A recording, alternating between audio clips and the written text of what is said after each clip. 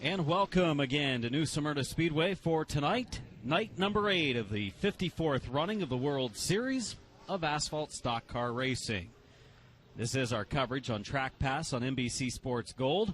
Along with Alan Dietz, this is Adam Mackey, and right now, Pro Late Model Qualifying finishing up. And of course, you're joining us a little bit later this evening than earlier this week as some pesky rain showers moved through an hour or two ago, which has pushed back some of our qualifying. The Tour Type Modifieds tonight, the Richie Evans Memorial 100. And those Modifieds have qualified. They were able to get all of their qualifying in before the rain hit to set the field for tonight's very special event of competition. You look on the right side on pit road, and the Pro Late Models still have another 3 cars or so to go as we take a look at tonight's schedule. Richie Evans Memorial will be up first for the Tour Type Modifieds, 100 laps. Pro Late Models will also go for 100 laps. That'll be the final time we'll see these two divisions here at the World Series. Pro Trucks will make their first appearance for a 25-lapper tonight. And then the Ground Pounders, which are very cool race cars for 25 laps. You're going to see retro modifieds out there that look like Charlie Jazambek, Reggie Ruggiero. There's one that looks like Richie Evans cars. So it's going to be a great night. Temperatures have cooled here a little bit at New Smyrna Speedway compared to what we had earlier this week. 59 degrees here right now. We had a high of 68 degrees, so we're down a lot actually. But yeah, compared to the rest of the country, I think we're in pretty good shape. At least 15 degrees cooler right now than what we were at this time last night, and you can feel it with the breeze, the dampness in the air. As you see, the Tour Type Modified drivers are buckling in, getting ready to go, because they're going to be up first this evening with a little change in the schedule due to the weather that has moved through, and the fans that are here that have still continued to join us. A lot of late arrivals because of the weather. Some people may be scared away a little bit after some great crowds all week long. The Tour Type Modifieds will be up first this evening. Remember, if you'd like to comment or have any questions on our coverage tonight, use hashtag trackpass. Hashtag trackpass on Twitter or any of your other social media outlets. We were able to go down and grab something to eat here before we got going. Jane Hart's famous pork tenderloin sandwich that both you and I enjoyed. Very good. It was very good. They were out of barbecue sauce, though, and I have to have barbecue sauce on my pork tenderloin. Fortunately, in my car, I saved some extra from the ride down, and I was able to go back out to the car, pack a barbecue sauce, and finished it off. It was delicious.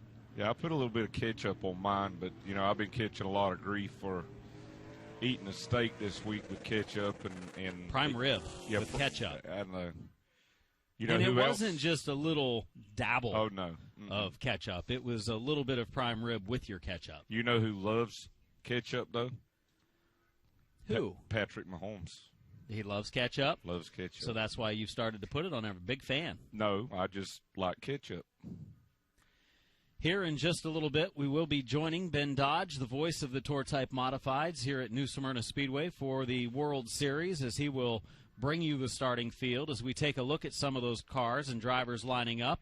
Hey, look, Goodale's number 58 right there. Yeah, look like Eric has lost a lot of weight. Yes, he has disappeared. Many of the drivers have buckled in. Eric, one of those who started struggling this week and has since bounced back, and I think will be one of the drivers that will be in contention later tonight. Start around mid-pack. Different driver behind the wheel of the 17 tonight. Yes, Tommy Catalano behind the wheel of that PSR racing machine.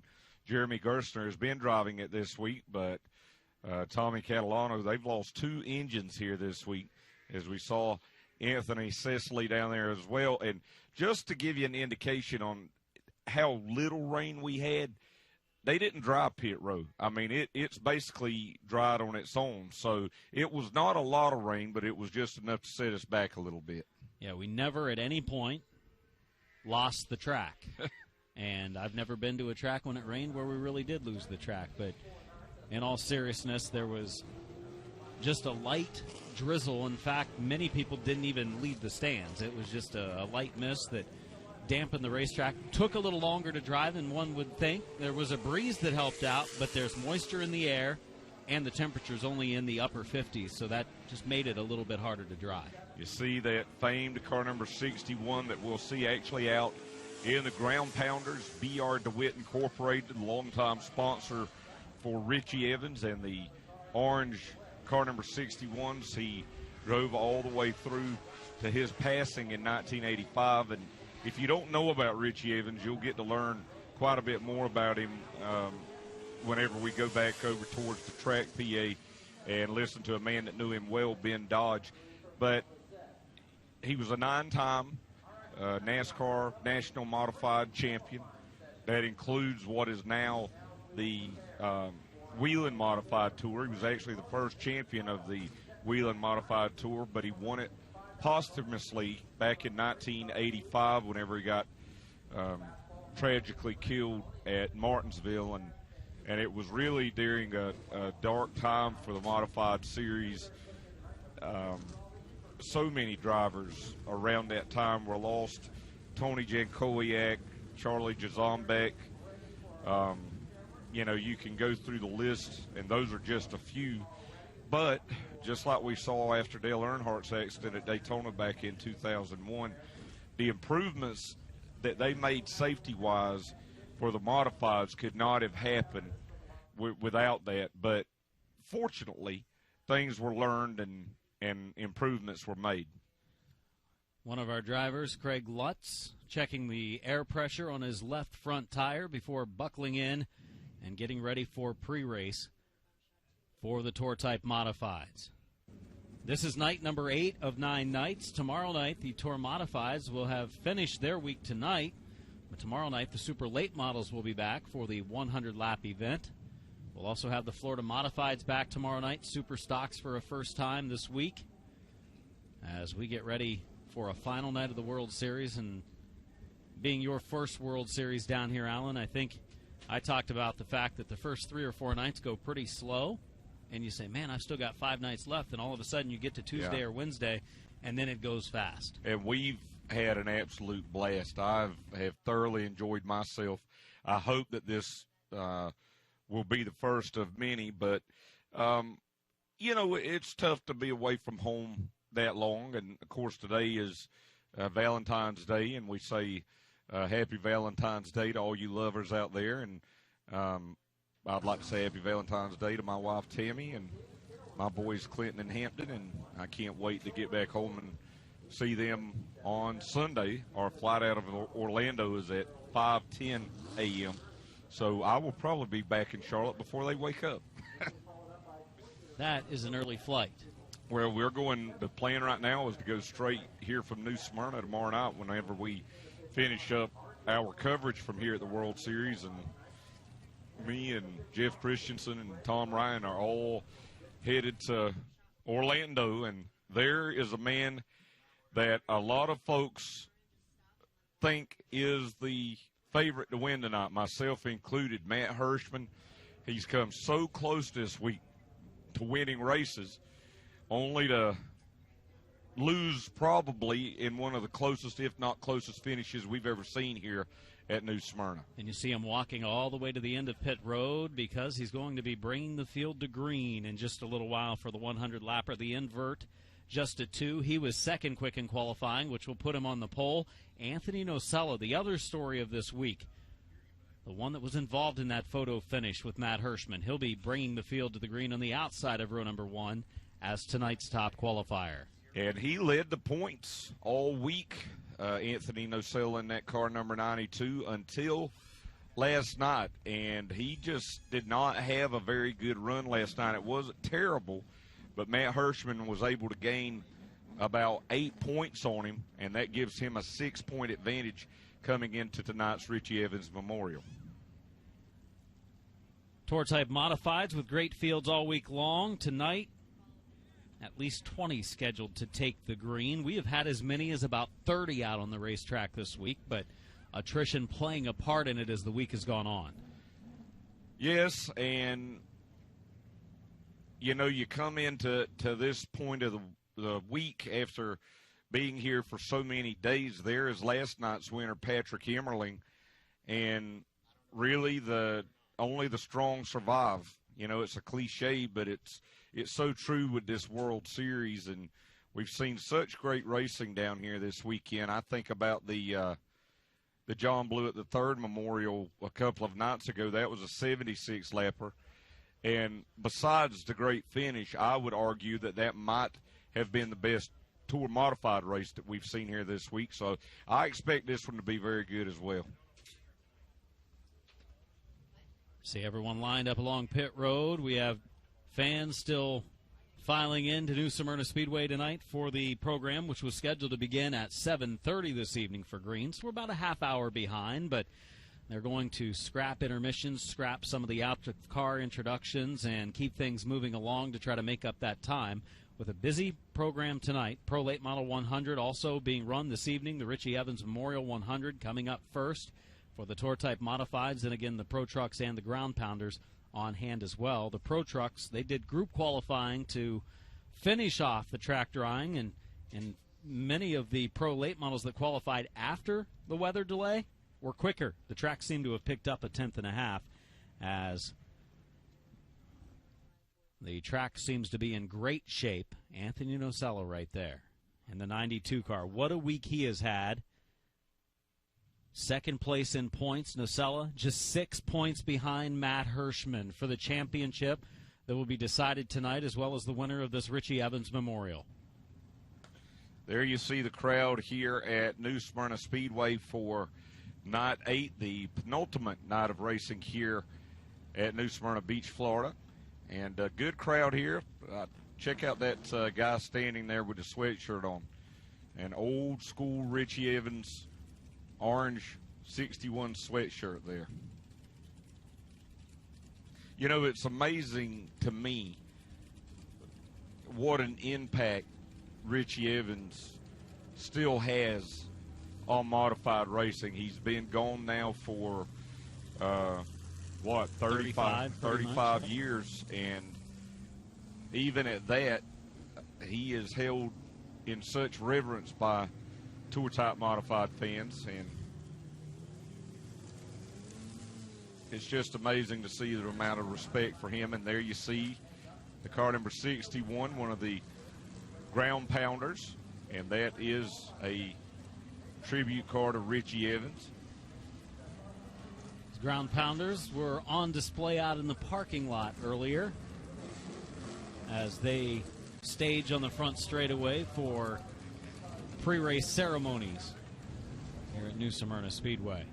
The car to his outside is the famed USA 1, one of the Vegas that was piloted by the late Charlie Jazombek, who also lost his life at Marksville. I think he passed away about 2 years after Richie Evans did. But, you know, we work closely with Bob Dillner, and, you know, I've been friends with Matt Dillner pretty much ever since I moved to Charlotte. And you talk about race fans that went to Islip and went to Riverhead, 2 bull rings on Long Island, and they talk with equal reverence about Charlie Jazombek as we do about Richie Evans. So they've taken formation on our front straightaway, the American flag going into place.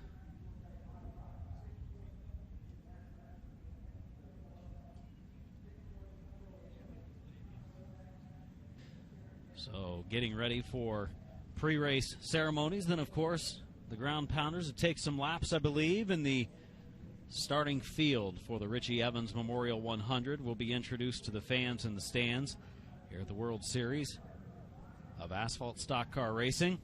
Fans are now standing for opening ceremonies with the Canadian National Anthem, followed by our National Anthem.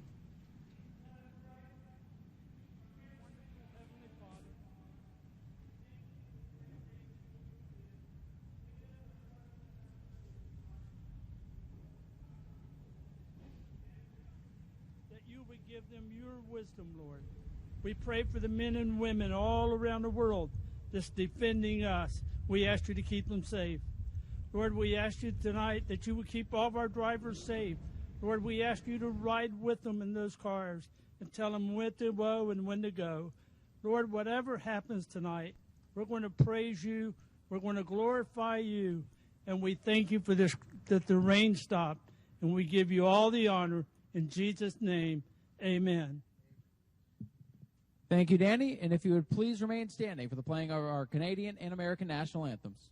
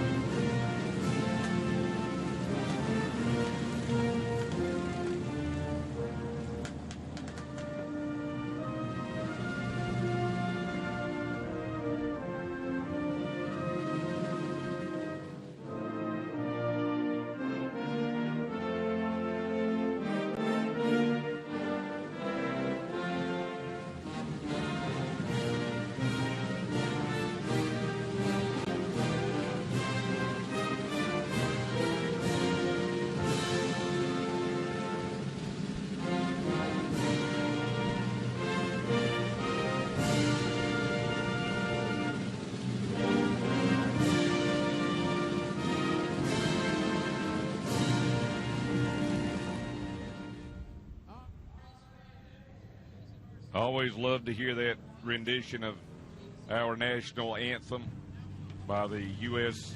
Marine Corps Band. My granddad Clinton, he was in the Marines and actually served at Pearl Harbor about 6 months after it was born. So always love to hear that rendition by the Marine Corps Band as the ground pounders are rolling now.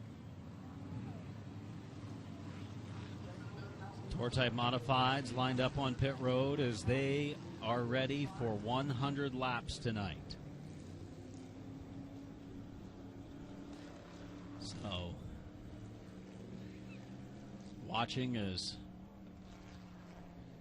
those drivers get ready for their final night. There is a look at the epic finish battle 2 nights ago. Anthony Nocilla and Matt Hirschman, and this is over the last couple of laps. What a battle as they came to the line, and there it was. And some people said 92 won by inches. Some people said to 61 by inches. I'm telling you, from watching that, I can't tell you who won.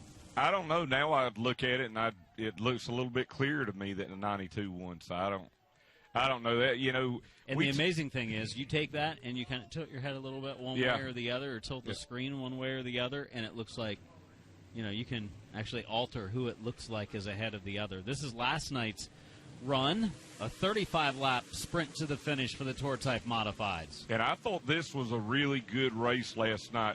Hirschman there in the 60 to the inside of Jimmy Blewett, and Patrick Emmerling, that move to get around Jimmy Blewett on the restart is what he needed. He had led the majority of the laps, but, man, another 3-car battle between these drivers. You could have put a blanket over them. And Patrick Emmerling able to come home with his first win of the World Series, and a little beating, a little banging. But sounds like you're still getting nervous there, Alan. well, this is the first time I've actually gotten to see it from here. That's true. You were down on Pit Road. You and Connor Sullivan were calling the action last night, and I was down at the end of Pit Road. What a battle it was as Patrick Emmerling picked up the victory over Blewett. As you watch a Field of Tour type modifieds cross a night ago, Patrick Emmerling, his first win of this World Series. You know what Jimmy said after the race? Hey, he walked into victory lane and said, "Why are you sweating?" I did hear that, which was pretty funny. And he also said, "I blew it." Did he really? No. and honestly, we were kind of surprised. I think he was going to be the favorite last night from what we had seen of that 21 car in the previous couple of nights, where he was able to start deep in the field, race through the field, and get to the front. Last night he starts on the front row and just wasn't meant to be. He fell back a spot or two there, but was involved in the battle all the way up until the end. Glad that you're watching our coverage again here on Track Pass on NBC Sports Gold. Oh my gosh, that official's on fire. His back. That's one thing you notice when you come to the World Series. Usually there are a number of burning barrels that are around this place. If he's not on fire, is the truck going to catch on? It looks pretty close. As there's a barrel back there at the crossover, and there's a barrel at each end of Pit Road that we notice that usually is full of flames as the pit crews start to get stretched out and ready to go, as they will have some work tonight and a controlled caution race, which will see at least a pit stop from each of the drivers. Yeah, the Snowball Derby this year, I loved your explanation as to what a controlled caution was and what a competition caution was. As we see a young man, maybe an aspiring race car driver or crew member, and that young guy is just like you and I were at the racetracks when we were growing up and enjoying every bit of it. And we encourage you, go visit your local short tracks here in 2020. Get back to the roots, the grassroots of short track racing, whether it's dirt, whether it's asphalt, whether it's a go-kart track, whatever it is. Try to go out, take a kid, and remember, they race here at New Smyrna Speedway from March all the way through November. And you can find racetracks all over the country, including Hawaii and Alaska, to go watch great racing.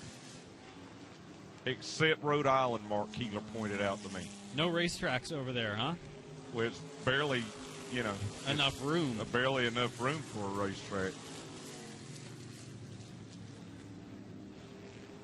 The anticipation for not only us, but the fans in the stands as they wait for the Tour Type Modifieds tonight. The Ground Pounders, they're running some laps here as an exhibition in front of the fans, and we kind of paint some pictures of what we have going on. You see the stands are filling up a little bit after a slow start tonight because of the weather and rainfall that had fallen for a while, delaying our program.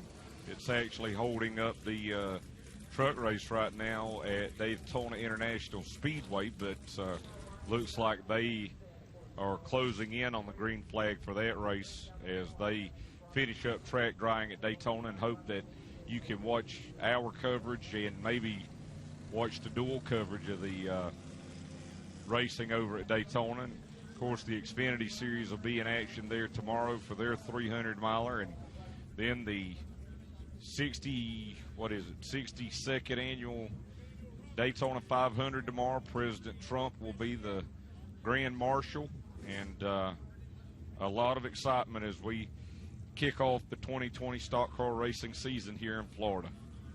And now we turn it over to Ben Dodge, who will have pre-race for the Tour Type Modifieds and the Richie Evans 100. Richie Evans and other great drivers who have passed.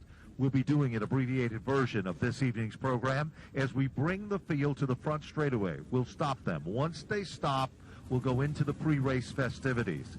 At that particular point, we will ask you all to please rise and listen as we talk about and discuss the Richie Evans Memorial event. After the conclusion of that, we'll go directly into the starting lineup and then move on to tonight's main event, the grand finale for the Tour Type Modifieds. Now, before they pull away from the starting grid, we want to tell you a little history about this great facility. A gentleman by the name of Clyde Hart and Dolly Hart were the founders of the racetrack, and they inspired competitors from the north to come to the south. You call it Southern hospitality? Well, that's exactly what Clyde and Dolly Hart did. When modified people came with Bill Slater and other great individuals here at New Smyrna, they felt like it was home. This track has been the home of legendary drivers. Drivers like Greg Sachs, Stephen Park, Richie Evans, Jeff Bodine, and the list goes on and on and on and on. And then that torch was handed to the next generation. Robert Hart and his wife Jane inspired and raised the bar even higher. And now a third generation, as Andrew Hart will continue the success story and the welcome mat to these competitors. On behalf of everyone of the Tour Type Modifieds, we wish to say thank you to the entire Hart family and the entire staff here at the New Smyrna Speedway. They rumble down into turn number 2. They'll stop in the front straightaway, and we will quickly go into the pre-race festivities. As we said before, on the night of the John Beluit the third race, is if we do not mention a driver that is passed, it is not due to the fact that we are trying to ignore that individual or do not want to. But unfortunately, we are limited in time. And based on that, we ask you at a point in our invocation and at a point in our opening ceremonies, if you would just mention the driver's name or the individual's name associated with racing and recognize them personally as we go through the pre-race festivities. These are 2,600-pound rocket sleds, the finest in NASCAR and tour-type competition. The points going in is a squeaker, 240 points with Matt Hirschman leading Anthony Nocella with 234. Then in the third spot, it's Craig Watts, also a feature event winner with 212. Mike Willett sets in the fourth spot with 198, and Patrick Emmerling sets in position number 5. Who's been hot and who has not? Well, Anthony Nocella has won 2 events. He is the only 2-time winner. Lutz has won. Patrick Emmerling has won last evening as well. And, of course, the competition and the excitement and the enthusiasm continues to grow. You look into the record books, the list of champions or the who's who in the sport. The list of race winners for this event includes Jimmy Spencer, Tony Jankowiak, Tom Baldwin, Mike Iwanitzko, Ricky Fuller, Stephen Park, Jan Leedy, Jamie Tomato, Robbie Summers, John Beluit III, Jimmy Beluit, Donnie Leah, Eric Beers, Matt Hirschman, a multiple winner and defending race winner, Ronnie Silk, Eric Goodale, Justin Bonsignor, and Ryan Priest. As soon as the engines are shut down, ladies and gentlemen, we will commence. All drivers, please shut your engines at this time, please.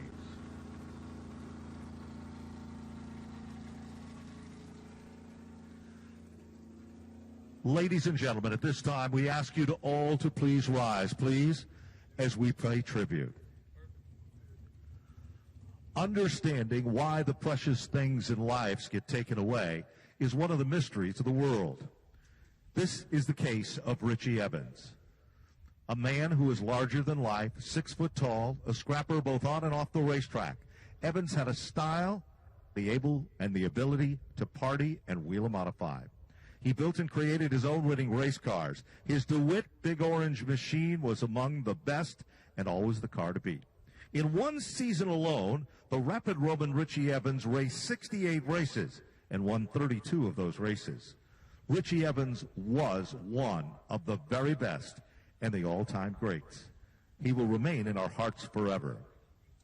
And let us not forget, in 2017, modified racing lost another true American hero, TC Ted Christopher, with a bounce in his step, a smile on his face that made you feel good.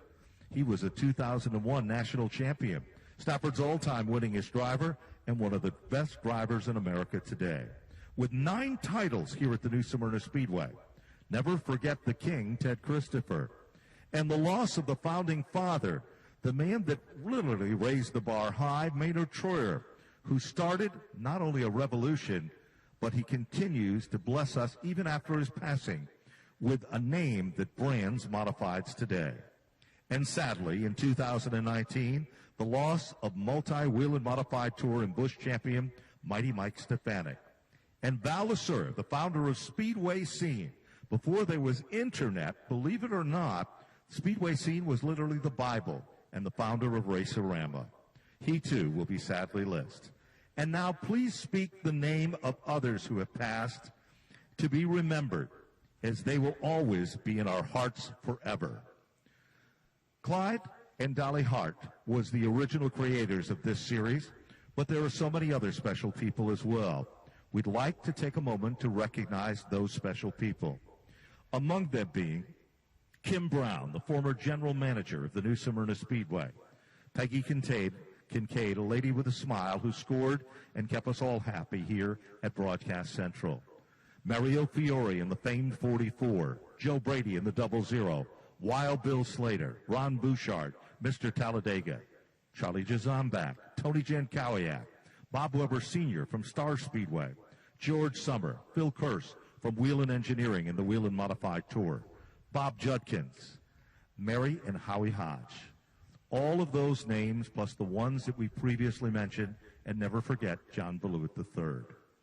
Ladies and gentlemen, I ask you at this time to remember those as they watch from the heavens above as we do a moment of silence in their honor.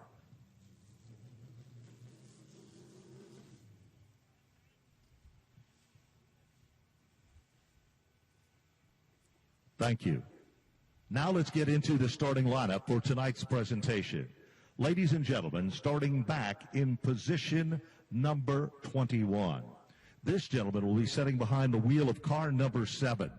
That, of course, is the Fork River, New Jersey machine, the Seacoast accounting car. Would you welcome 60-year-old Rich Parker? Scheduled to start on the outside will be the number 27 car. Car number 27 is a car that really has improved throughout this year's series.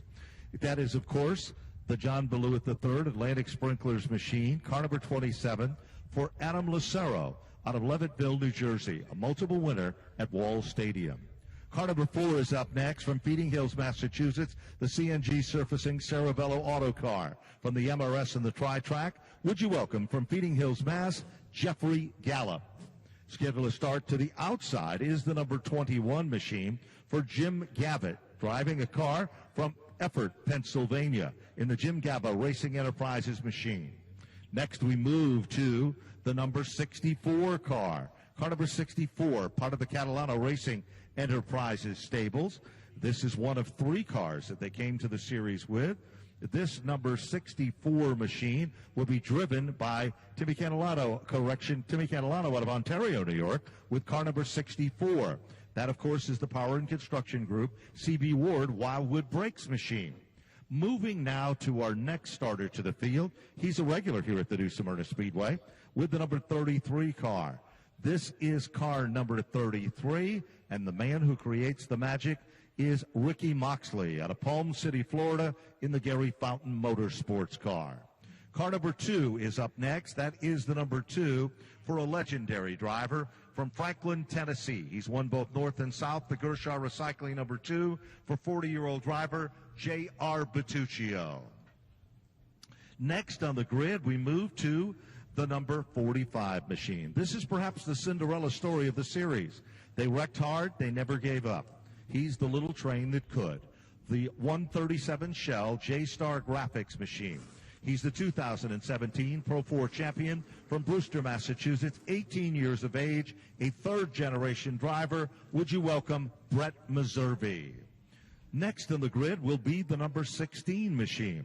This gentleman is 36 of age from Port Mammoth, New Jersey, driving the Blue Mountain machine, FH Future Homes Custom Builders car. Ladies and gentlemen, car number 16 for Anthony Nocella. Scheduled to start alongside will be the number 22 car. This is a driver out of Brick, New Jersey, the Boston Whalers, McCarthy Marine Sales B&R fabrication car. Ladies and gentlemen, it's a Fury chassis, car 22 for Eddie McCarthy. Flanking deep in the field will be our next starter in the competition. It'll be the number 58 machine. That's the Yaya's race car, the Party Place car. The GAF Roofing Company machine from Riverhead, Long Island, New York. Standout on the Wheelan Modified Tour with 3 wins to his credit and open show victories as well. 34 years of age. Ladies and gentlemen, he started and made his name for himself at the Battle of the Beach. It is car number 58 for Eric Goodale. In the 17 car, will be starting next in the competition. This gentleman is taking over this ride. He'll be strong and hard to beat. There's no question about it. He turned some heads just the other night. Scheduled to start in that position from Ontario, New York. Would you welcome Tommy Catalano in the CP Ward Wildwood Brakes car, the PSR Fabrications car. When it comes to fierce competitors, there's no one any fiercer. The Tom Baldwin Jr. prepared car, the Atlantic Coast Sprinklers, Gershaw Recycling, Trump for President machine. 17-year veteran, 6-wheel and modified tour wins and multiple poles. Ladies and gentlemen, from Howell, New Jersey, 39 years of age, would you welcome Jimmy Beluitz. Outside of Jimmy Beluitz, a contender in the point standings, defending champion of the NASCAR, of the Modified Racing Series. The Spirit of Alaska, Maurice Enterprises car from Grantham, New Hampshire. He is 27 years of age, car number 83 for Mike Willis. Scheduled to move to the inside of the next row. They lost an engine in the first practice. They lost a rear end, and they never gave up. The Musco Lighting Nelcor Electric Machine. Ladies and gentlemen, he's a former Sportsman Modified champion, the 2017 winner here from Owego, New York, Tyler Ripkema.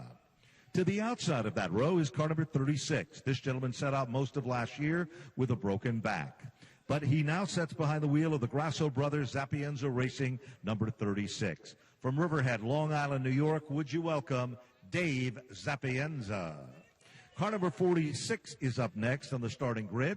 He's a feature event winner in this year's series. Ladies and gentlemen, the Riverhead Building Supply, Center Reach, Long Island, 26-year-old driver. Would you welcome Craig Lutz. Now, moving to the outside, last night's feature event winner, car number 07 from Holland. Driving the Saline Jan Leedy prepared car. He's a former winner at Bristol in 2016, won on the Modified Tour and on the ROC. From Holland, Massachusetts, 26 years of age, car number 07, Patrick Emmeline. And now let's meet the men in the front row, the rivalry and the battle of the points. This gentleman is the defending race winner.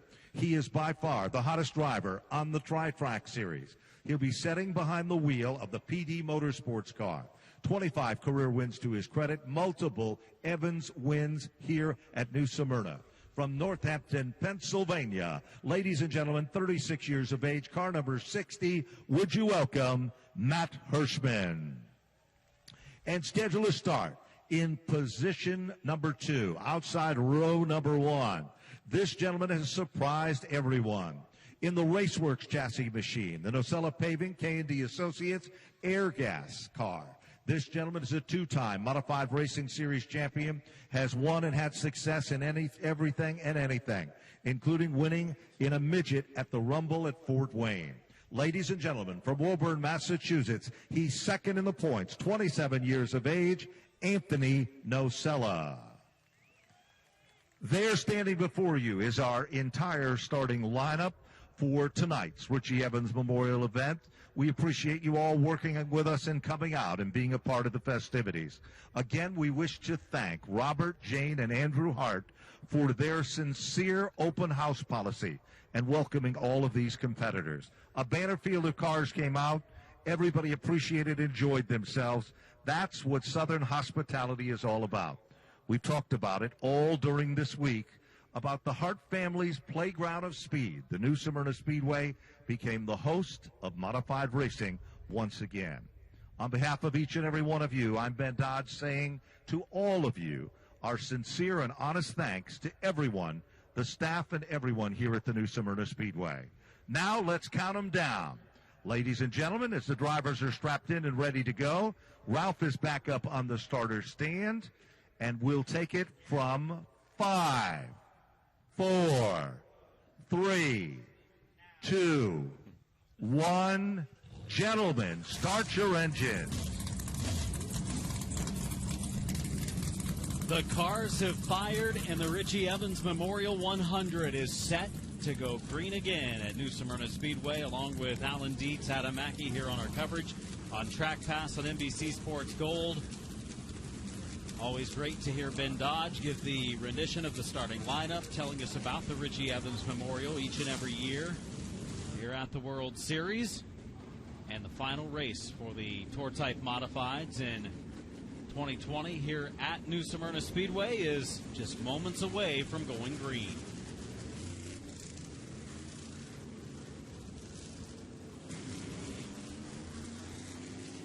So the field rolls off of turn number 2, and as you said, there was an inversion tonight, as we have had throughout the World Series here at New Smyrna Speedway, and the inversion was 2.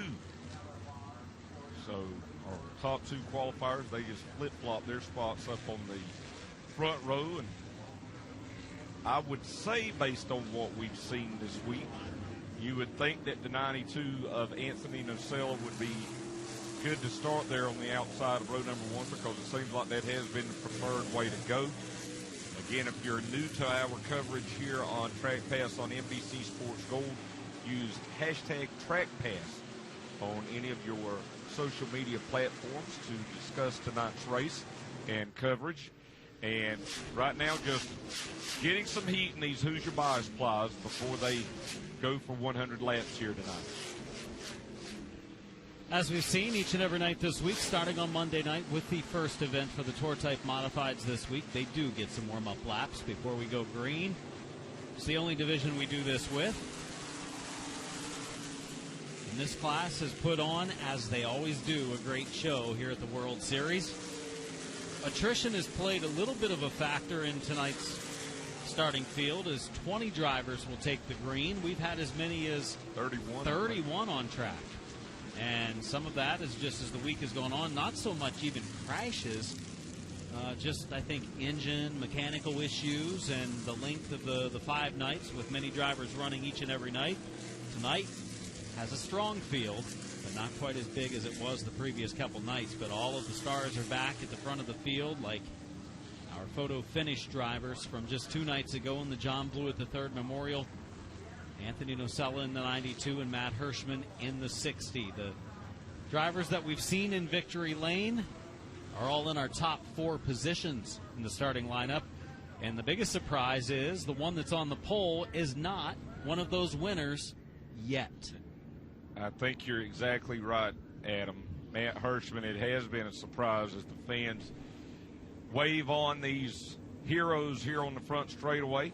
But, yes, Matt Hirschman, it has been a surprise that he hasn't won, but he's been very, very competitive.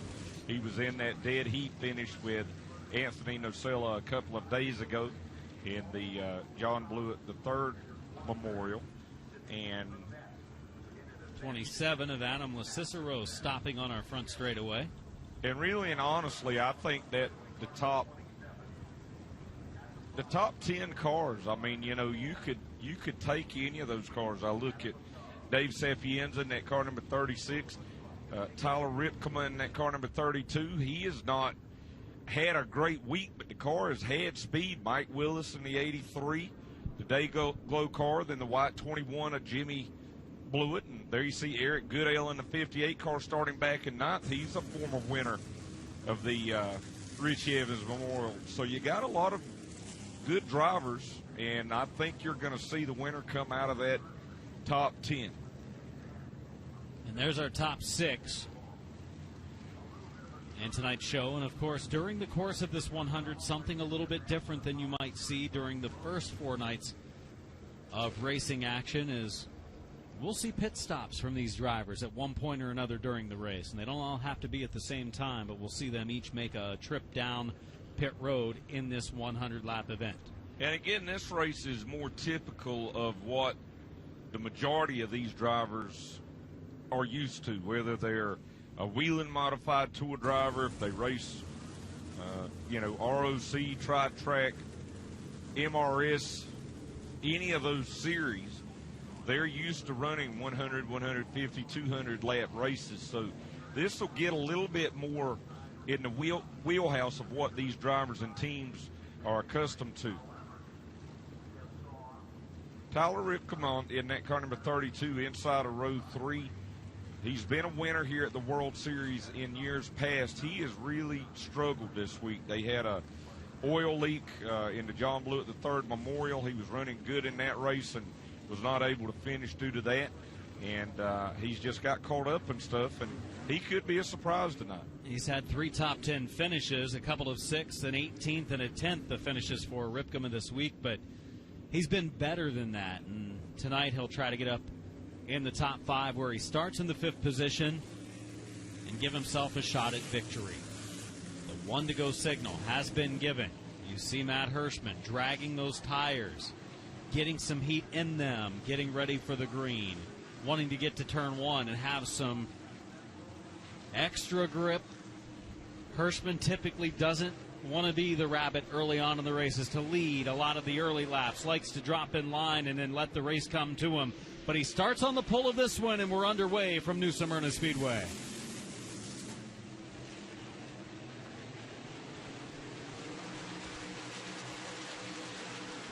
See Ripkema running the inside lane. Ripkema going to the bottom of the racetrack for the number 4 position. And we complete the first lap across the line. That battle back for second right now. Craig Lutz down to the inside of Anthony Nocella. As he tries to clear him, there's Ripkema, the young driver that we have been talking about in that car number 32. He's worked his way up from 5th now, challenging for 3rd down into turn number 1. And again, we've seen the frustration out of him this week, pounding the steering wheel in the John Blewett III Memorial. And I think he just wants to get up here and race with these guys and show everybody what he and that team have to offer. Ripkema starting inside of row number 3 in the 5th position, now already working himself up to 3rd, looking for 2nd. Inside lane looking pretty good. Again, this track had a little bit of moisture on it, delayed some of the qualifying for the pro late models, but it wasn't a heavy rain, not heavy enough to worry about sweepers coming out of the track or moisture still left on the speedway. It's dried up nicely, and in fact the track with the cool conditions actually picked up speed for pro late qualifying for the drivers that qualified after the delay. So we watch now as Ripkema continues to battle on the low side.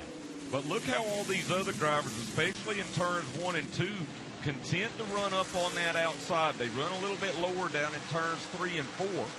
They've had Ripkema down to the inside, but again, you know, for the most part, Hirschman, Lutz, and the 92 of Anthony Nocella have been running that outside groove. Ripkema gets in line, and he's going to join them up there.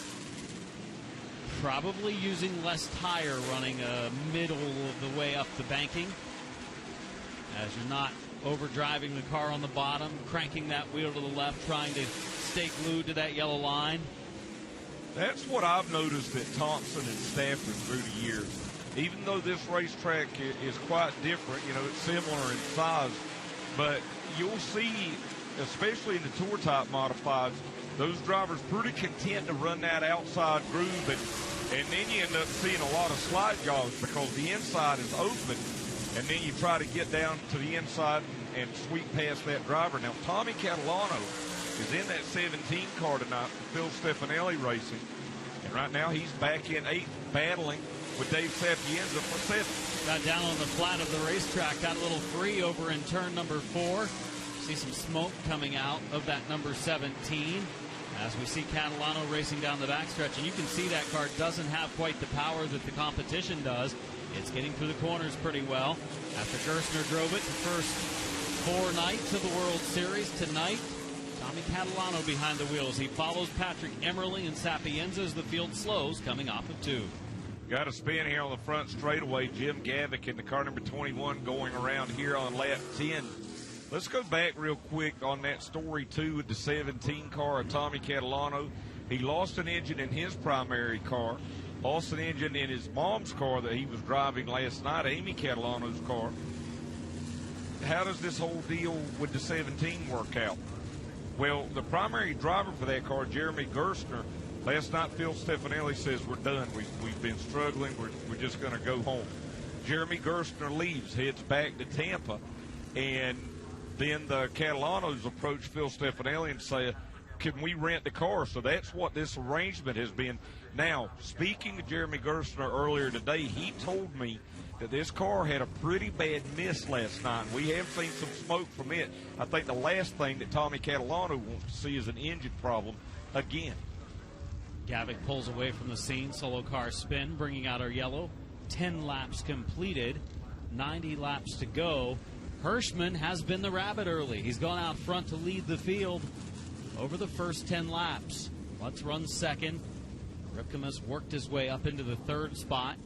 Nocella running fourth, and Blewett completing the top 5. Patrick Emmerling rides 6th, Dave Sapienza in 7th, Tommy Catalano in 8th, Mike Willis in 9th, and Eric Goodell in 10th. Here is what I would do if I was a race car driver, which I'm not.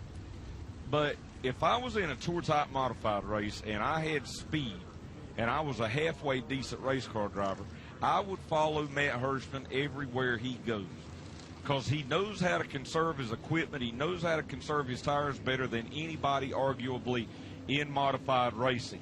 Then with 5 or 10 laps to go after him and see if you can steal the win. And I wouldn't be shocked if we see that tonight.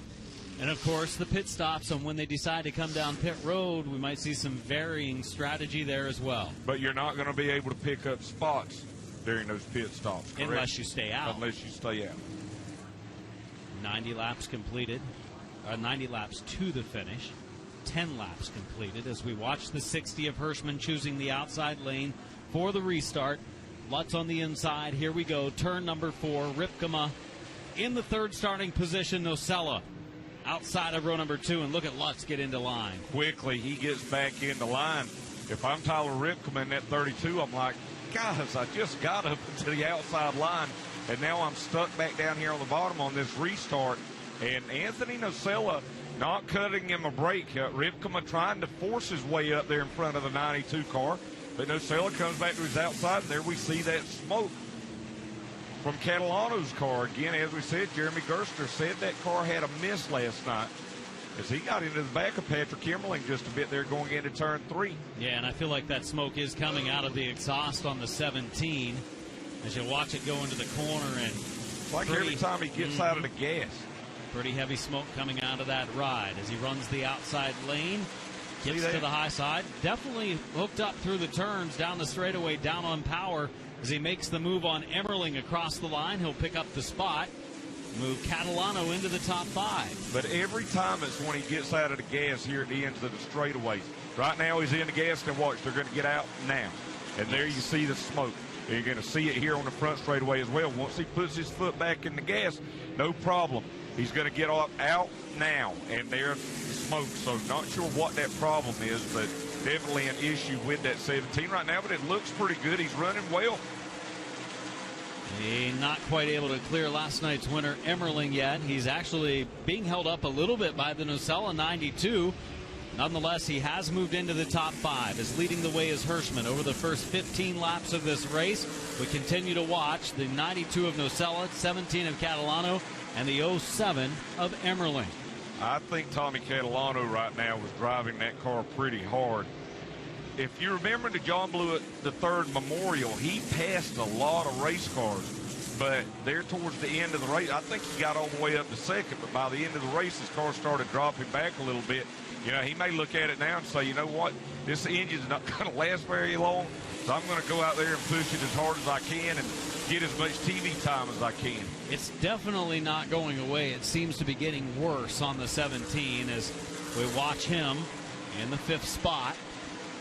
The third different car he's driven this week. This team based out of North Carolina, Bobby Meismer Jr.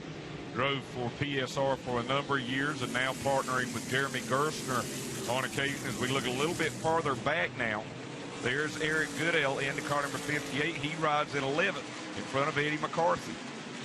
Number of these drivers, I'm sure, riding, saving equipment, conserving tires a bit at this stage of the race. And then when will it be go time? Obviously, Blewett in the 21. It's always go time for Jimmy Blewett in the 21 car. He's going to take the 6th spot away. Now he's going to look down to the inside of Tommy Catalano for 5th, as he'll take that Trump for President 2020 machine back into turns 1 and 2. And he'll look to the inside of Anthony Nocella. Drops in line, does Blewett. Running now in the 5th position, the 21 car. It's the one on the move. He's been doing this all week long as we have a spin coming off of turn number 4 as the 64 of Catalano has gone around. Timmy Catalano in this car number 64, the brother of Tommy Catalano. And as I understand it, the plans this year in the Wheeling Modified Tour, Timmy in this 64 car here tonight, Tommy Catalano and their mom, Amy Catalano, all three planning to run the entire Wheeling Modified Tour in 2020. You know, the season will start for the Wheeling Modified Tour at South Boston Speedway in March up in Virginia. But it's going to be a big year for that tour, as they'll go back to a lot of their traditional tracks, Thompson, Stafford, New Hampshire, places like that, Riverhead. But they'll return to Martinsville Speedway, where so many icons raced. As we look at what happened here to Catalano, looks like he just looped it there out of turn 4. Came out from underneath him on the exit of the 4th corner. Just past the 1/5 mark of the race, 21 laps complete, 79 to go. Gavick making his way down pit road in the 21. Iowa Speedway going to be part of the NASCAR Wheeling Modified Tour in 2020, and I know a lot of drivers are excited about that. And you know, that Martinsville race is actually going to be a night race on a Cup weekend. And I wouldn't be surprised at all if you see Ryan Preece and Ryan Newman and drivers like that racing at Martinsville. So watching the field realign, the 70, make it the 17 coming to the pits, and you wonder if this is to check on that smoke coming out of the Catalano number 17 car. Well, 64 machine of Catalano in the pits, and the 17 of, well, you see what this is. The officials are going to take a look at that car, and they're going to look at that exhaust where we saw that smoke coming from this machine. So they're going to look to see after they move it forward if there's any liquid left on the racetrack. And don't see anything very much laying there.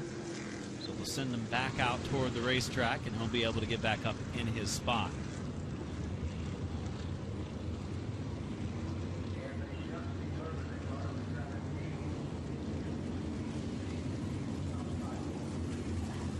.79 laps to go as Matt Hirschman continues to lead, and look right there. That is some liquid. And it's not clear. That is oil. So there it is, back in.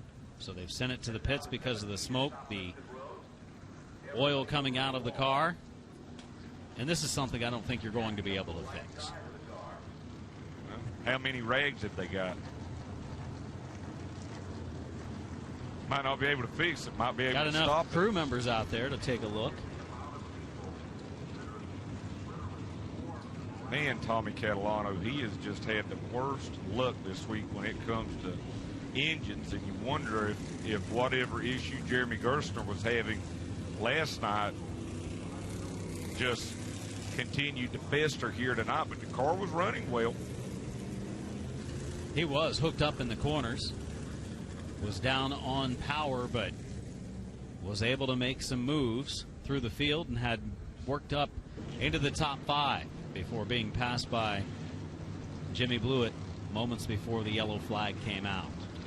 Remember, on your social media platforms, use hashtag trackpass on Twitter, Facebook, or any of those other destinations on social media, and comment on tonight's racing action here from New Smyrna Speedway. We've enjoyed your comments all week. For the most part, they've been fairly complimentary. It's been great to be able to bring folks all across the United States great racing action all week long on our Track Pass on NBC Sports Gold coverage.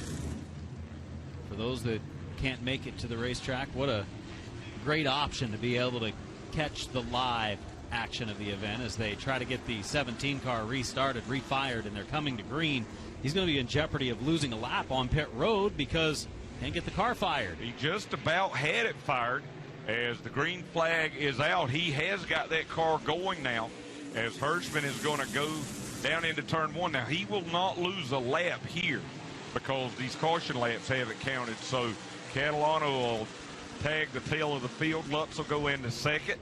And Ripkema looks like he's going to be able to clear Anthony Nocella, but just as I say that, he doesn't move up, and Nocella's going to have to work his way trying to up to the outside. Ripkema running the bottom of the racetrack. He and Nocella side by side. Ripkema, his car's been strong on the inside lane, been able to close now on the 46 of Lutz. Lutz a winner a couple of nights ago. Back in the field, 36 of Sapienza, the 16 running pretty strong on the top lane. That's Anthony Cecily. Cecily started in the 11th spot. Move him up to 7th. He's been one of the big movers so far. Sapienza down to the inside. They made a little bit of contact there going into turn number one.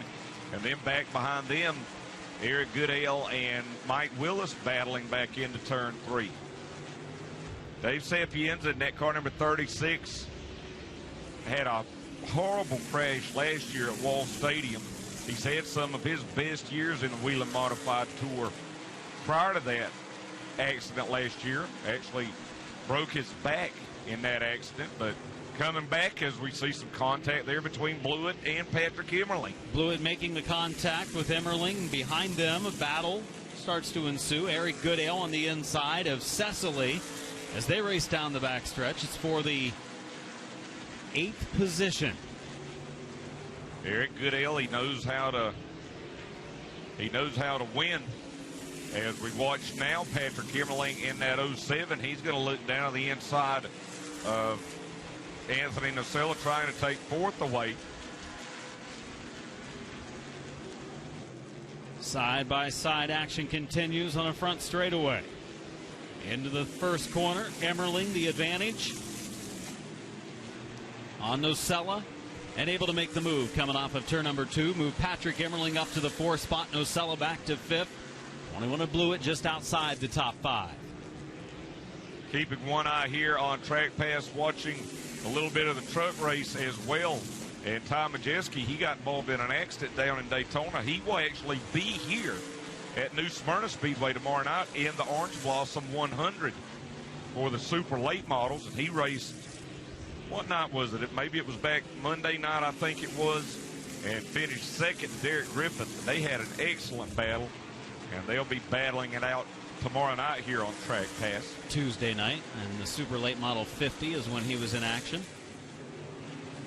70 laps from the finish. Make it now 69 as we've completed the first 31 laps, with just a little slowdown for a spin here and there as we see the 92 of Nocella behind the 21 of Blewett, 5th and 6th on the screen. Nocella dropping back just a little bit. I don't think that he's having any type of major issue. I think these drivers that have ran well here all week have kind of got an idea about what the racetrack is doing and what they need to do to be around at the end of this race. The bigger issue for Anthony Nocella, the leading winner here in the Tour Type Modifieds this year, is that he's got to gain at least 3 positions on Matt Hirschman to even tie here in the World Series point standings. And right now, Matt Hirschman leads. 7 of Parker is pulled in. The 17 of Catalano has also made it back into the pits. Not sure if the officials sent him there or they have elected to just pull pit side with that heavy smoke was still coming out of the exhaust. Greg Lutz in the 46, winner here earlier this week. Closing in right now on Matt Hirschman, only about a car length separation as they go back into turn 1 now. Hirschman has been the leader over the first 35 laps. Not really the type of race we're used to Hirschman being at the front of the field. Normally he's right around the 4th or 5th spot at this point of the race, just biding his time, waiting for the time to pounce. But his strategy has not worked out to this point of the week, and he's not made it into victory lane. 3 second-place finishes and a 3rd place last night, and During your interview with him, he joked, I just dropped back a spot because I didn't want to finish second again. Wanted to try something different. Of course, tonight he wants to try something different again in his fine victory lane for a second year straight in the Richie Evans Memorial 100. Race down for 7th. That position held by the 36 of Dave Sapienza. Eric Goodell in the 58, a former winner here at the Richie Evans Memorial. He'll take a look to the inside of Sapienza as they cross the start-finish line. And he's got a good run. Looks like he'll clear Sapienza here off turn 2. Eric Goodale up to the 7th spot. Sapienza running back in 8th. Willis running in 9th. Willis has had a decent week. His 4th place in our standings coming in as we watch Blewett following Emmerling closely. 4th and 5th. Yeah, I don't think he's going to be following Emmerling too much longer because he has peeked to the inside a couple of times. And Blewett in that Bertuccio machine, owned by Joe Bertuccio, got Tommy Baldwin helping out, turning the wrenches on that car here this week. Of course, Tommy Baldwin, our NBC teammate, and he'll be back out on the circuit this year with John McKennedy again. Watching those details, they all race down into turns 1 and 2. The 21 of Blewett as our top 5. Pretty much running nose to tail at the front of the field. Nobody taking any big chances right now. Too early in the race for that. We're closing on halfway, though, and then it all becomes a matter of when do you make a pit stop? How does the strategy play out? Who's going to make the big steps to try to get to the front when they decide it's go time? This is so not a Jimmy Blewett style event. In other words, it's a longer race. We've seen him win tour-type modified races on the tour and in other series. He can do it in long races, but he'd much rather go out there and go hammer down for 35 laps as we've seen in some of the shorter races this year. He was close last night. He's been close a couple of times this week as the 21 car of Jimmy Blewett has had a finish of 3rd 2 nights ago and 2nd last night. So he has had a solid last couple of nights, wants to go one better tonight. Top 5 all tightly packed here together, and nobody really wanting to show their hand. Ripkema went up the racetrack. Emmerling has to get out of the gas, and here comes Blewett down to his inside. Blewett on the inside, Emmerling on the outside. Battle for the 4 spot, closing on the halfway mark. Maybe some slight contact middle of the straightaway. Blewett may be able to get a run here on Tyler Ripkema as well, as Ripkema has struggled the last couple of laps getting out of turn number 2. See if Blewett will be able to come up and clear Emmerling. He does, but he'll take a peek to the inside of Ripkema back to turn 1. Boy, he drove it in deep. Big time slide job there for Jimmy Blewett, and it worked. Had that opening. Gets a little punt from Ripkema going down the backstretch as Blewett has taken the 3rd spot, picking up a couple of positions over the last 2 laps. 52 to go. 2 away from halfway. Hirschman leads. Lutz in 2nd. Blewett 3rd. Ripkema 4th. Emmerling 5th. You know, you think they do a lot of bump drafting at Daytona, but if you look at the Nerf bar on the front of these cars and the bumper bar on the back, they are beat all to pieces just after a single race, but the bumpers line up and they're used to it. They know what to expect. Looks like Emmerling's going to try to take a spot here from Ripkema now. Side by side for 4th. Ripkema holds it. Emmerling wants it. Emmerling at the line will have it. By inches, he takes the 4 spot. Now he clears Ripkema down in turns 1 and 2. So some change in position in our top 5 over the last few laps. I always talk about it in races like this, but it's like a chess game as we're at the halfway mark now. All of these drivers and teams are trying to position their pawns and get into the position that they want to be for that final run. I think Jimmy Blewett and Patrick Emmerling are pretty content with where they are as of right now. But if you'll notice right back there behind Ripkema, Eric Goodell back in 6th. There's Anthony Nocella in the 92 back in 7th. They're closing in, and I think they're trying to get their chess pieces in play. Yeah, these 2 drivers have been pretty strong over the last couple of nights. Goodale, and all week long, that 92 right there of Nocella. Goodale started this race a little deeper in the pack tonight, 9th position. He's moved up to 6th, but he's pacing himself, I think. We saw Doug Kobe here last year after struggling in 2018. As we got a car around over in turn 2, and that is Anthony Cecily in the 16 car. Cecily backs down the back straightaway. Thought he was going to back all the way to the opening and pull in the infield, but he just backs down out of the way onto the flat of the racetrack, and Cecily gets moving back in the right direction, but he brings out a yellow past halfway, 46 to go. And now, do we see some pit stops? This is when you're going to see the pit stops, no doubt about it. We had a long run there.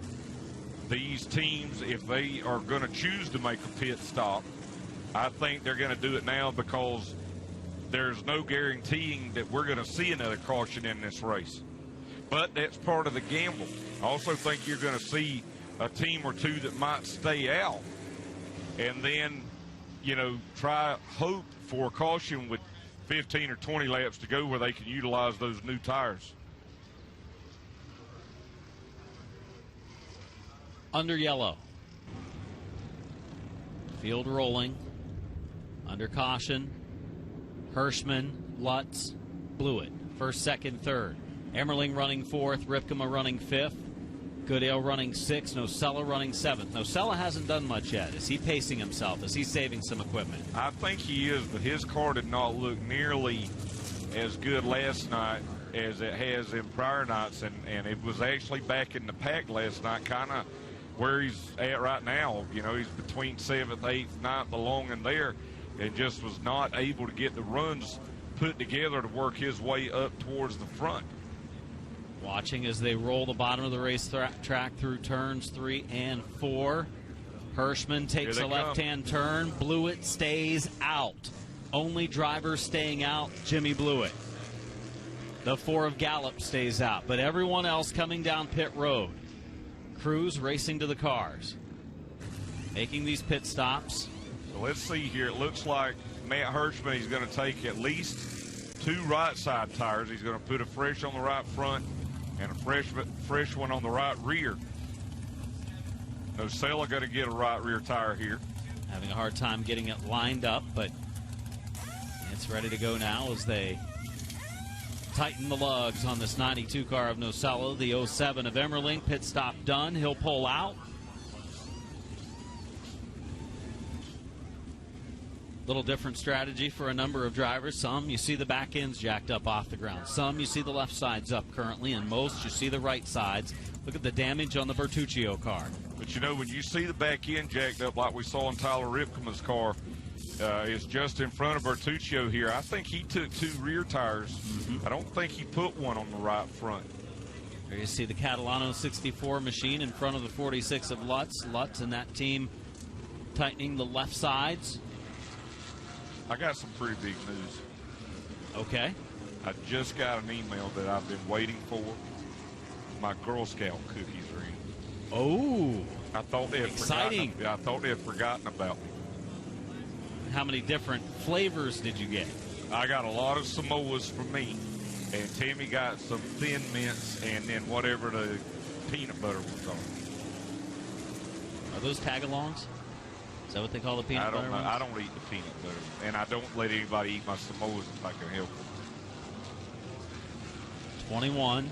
I wish you would have gotten them before Florida and would have brought some along. Well, you know, Mark Keeler over at Speed 51, he got some, and I think he let me have 2. That was very nice of him. And then everybody else in the shop got 1, and I think he didn't let Wesley Outland have any. He had 6 boxes. Now, you know, Jimmy Blewett here, we were talking about it right after that caution. He is the one making the gamble, and I think the gamble is not that he's not going to pit, but the gamble is that he's going to get a caution here with 15, 20, 25 laps to go. He's going to come in, put those fresh tires on, and then blow everybody's doors off. Just a gamble. It's a gamble. 47 to go.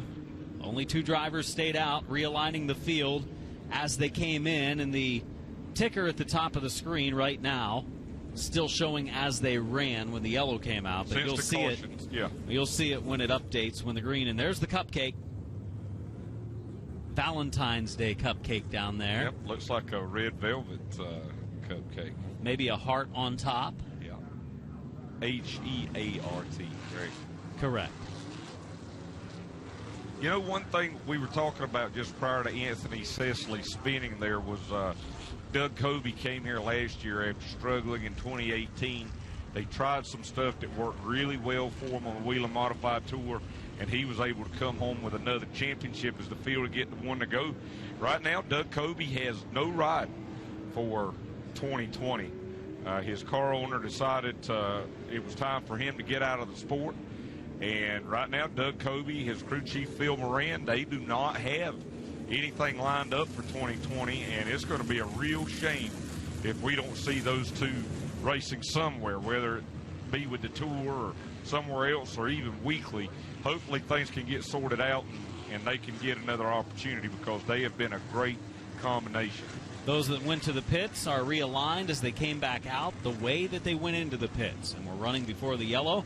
That's why Hirschman's in third, Lutz is in fourth, Emmerling's in fifth, and Ripken is in sixth. That's the order they were running. And when they came to the pits and the green is out, Blewett takes the lead. Not a good restart for Gallup. That's going to push that inside lane back, and this could be huge because Hirschman is caught behind him. Now he goes three wide. He had to do that. This is not Matt Hirschman's style, as Gallup did a good job in that 4-car to hold his lane. He's going to get it back. Yeah, and Craig Lutz went up the racetrack. The last thing that Lutz wants is Matt Hirschman to get around him, but he's going to go. He'll take second. Ripkema comes with him.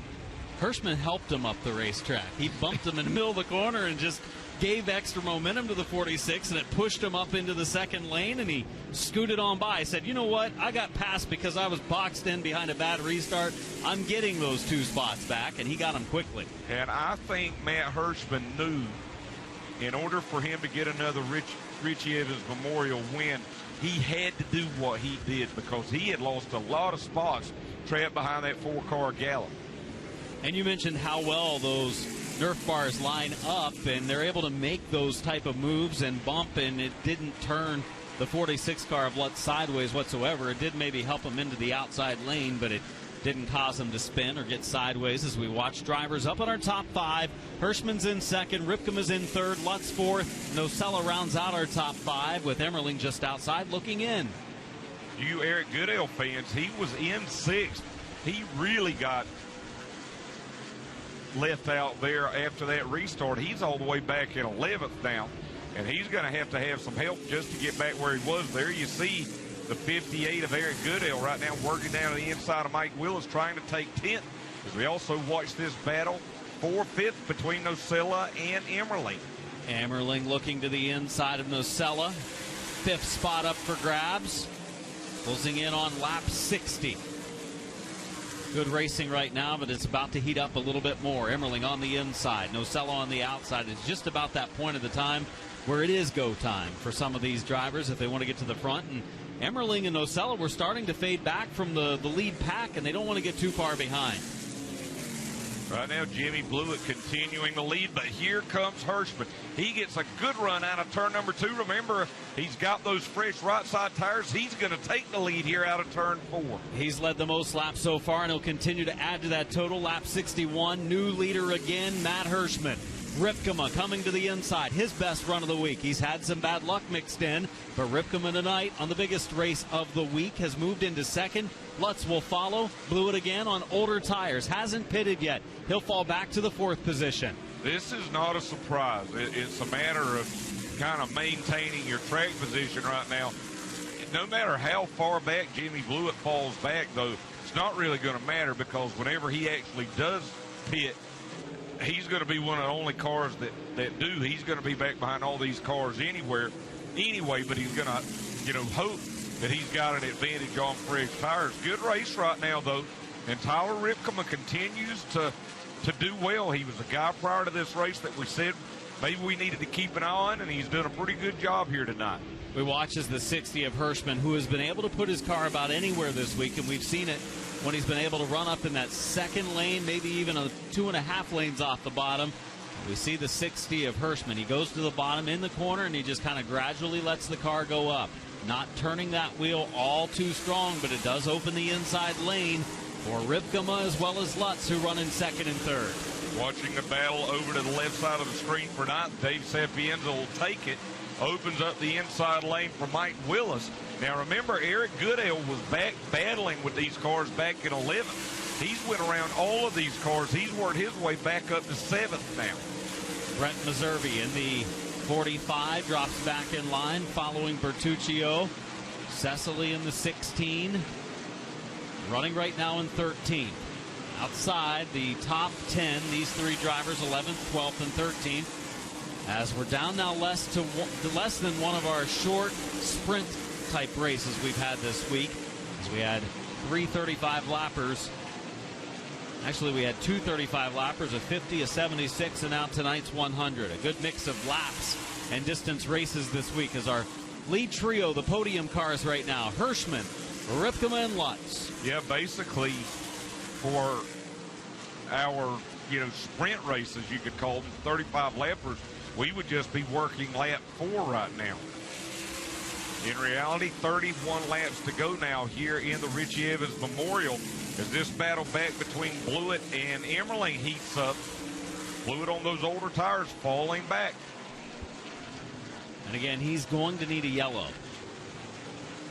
And he's sideways coming off of 4. He might be the yellow as we watch the two get close on the front straightaway. Emmerling in the 07 picks up the spot. Blewett back to 5th. He's going to drop out of the top 5 now as Nocella moves back into 5th. Remember, also coming up tonight, we'll have the Pro Late models. The Pro Trucks will make their first start here at World Series. And the Ground Pounders. All in action tonight here on Track Pass on NBC Sports Gold.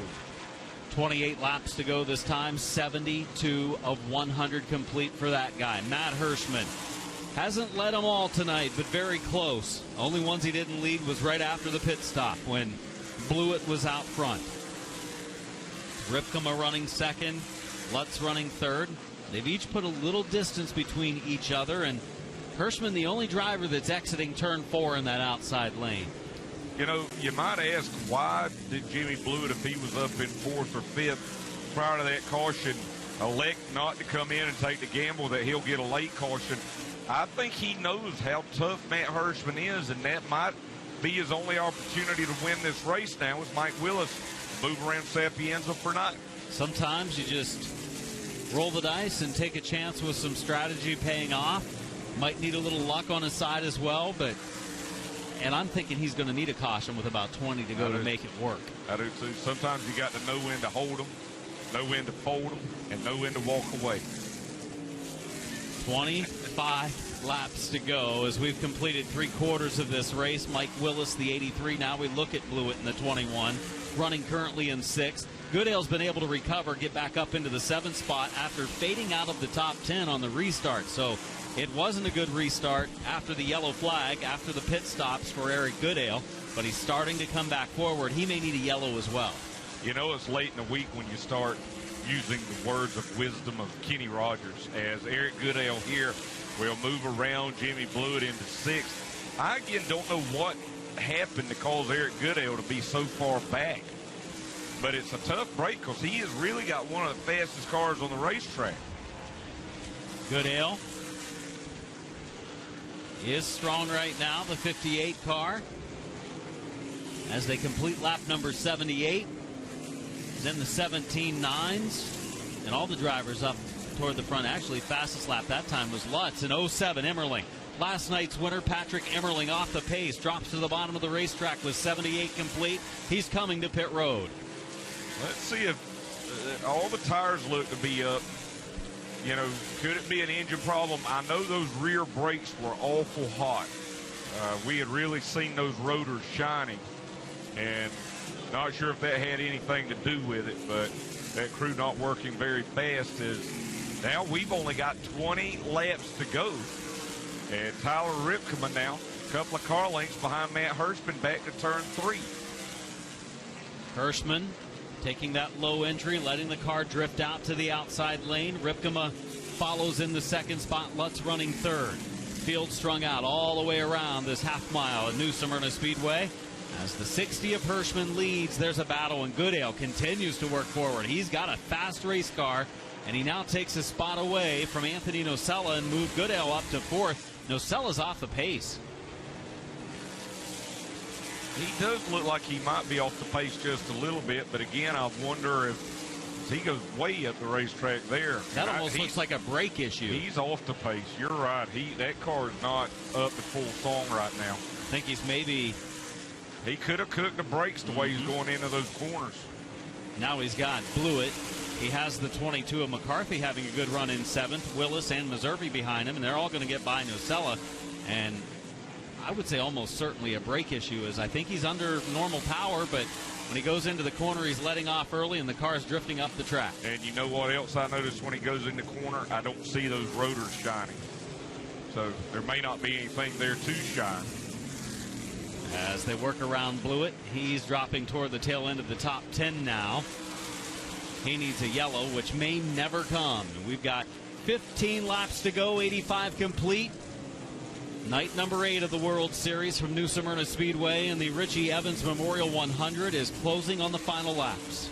You know, that's a tough break for Anthony Nocella. He's dropped back to 9th now, but I don't think it should take away at all from the 2020 World Series for him. I think if anybody in this modified division opened eyes this week, it was Anthony Nocella. Not going to get the championship, but he's done a great job nonetheless with a couple of wins.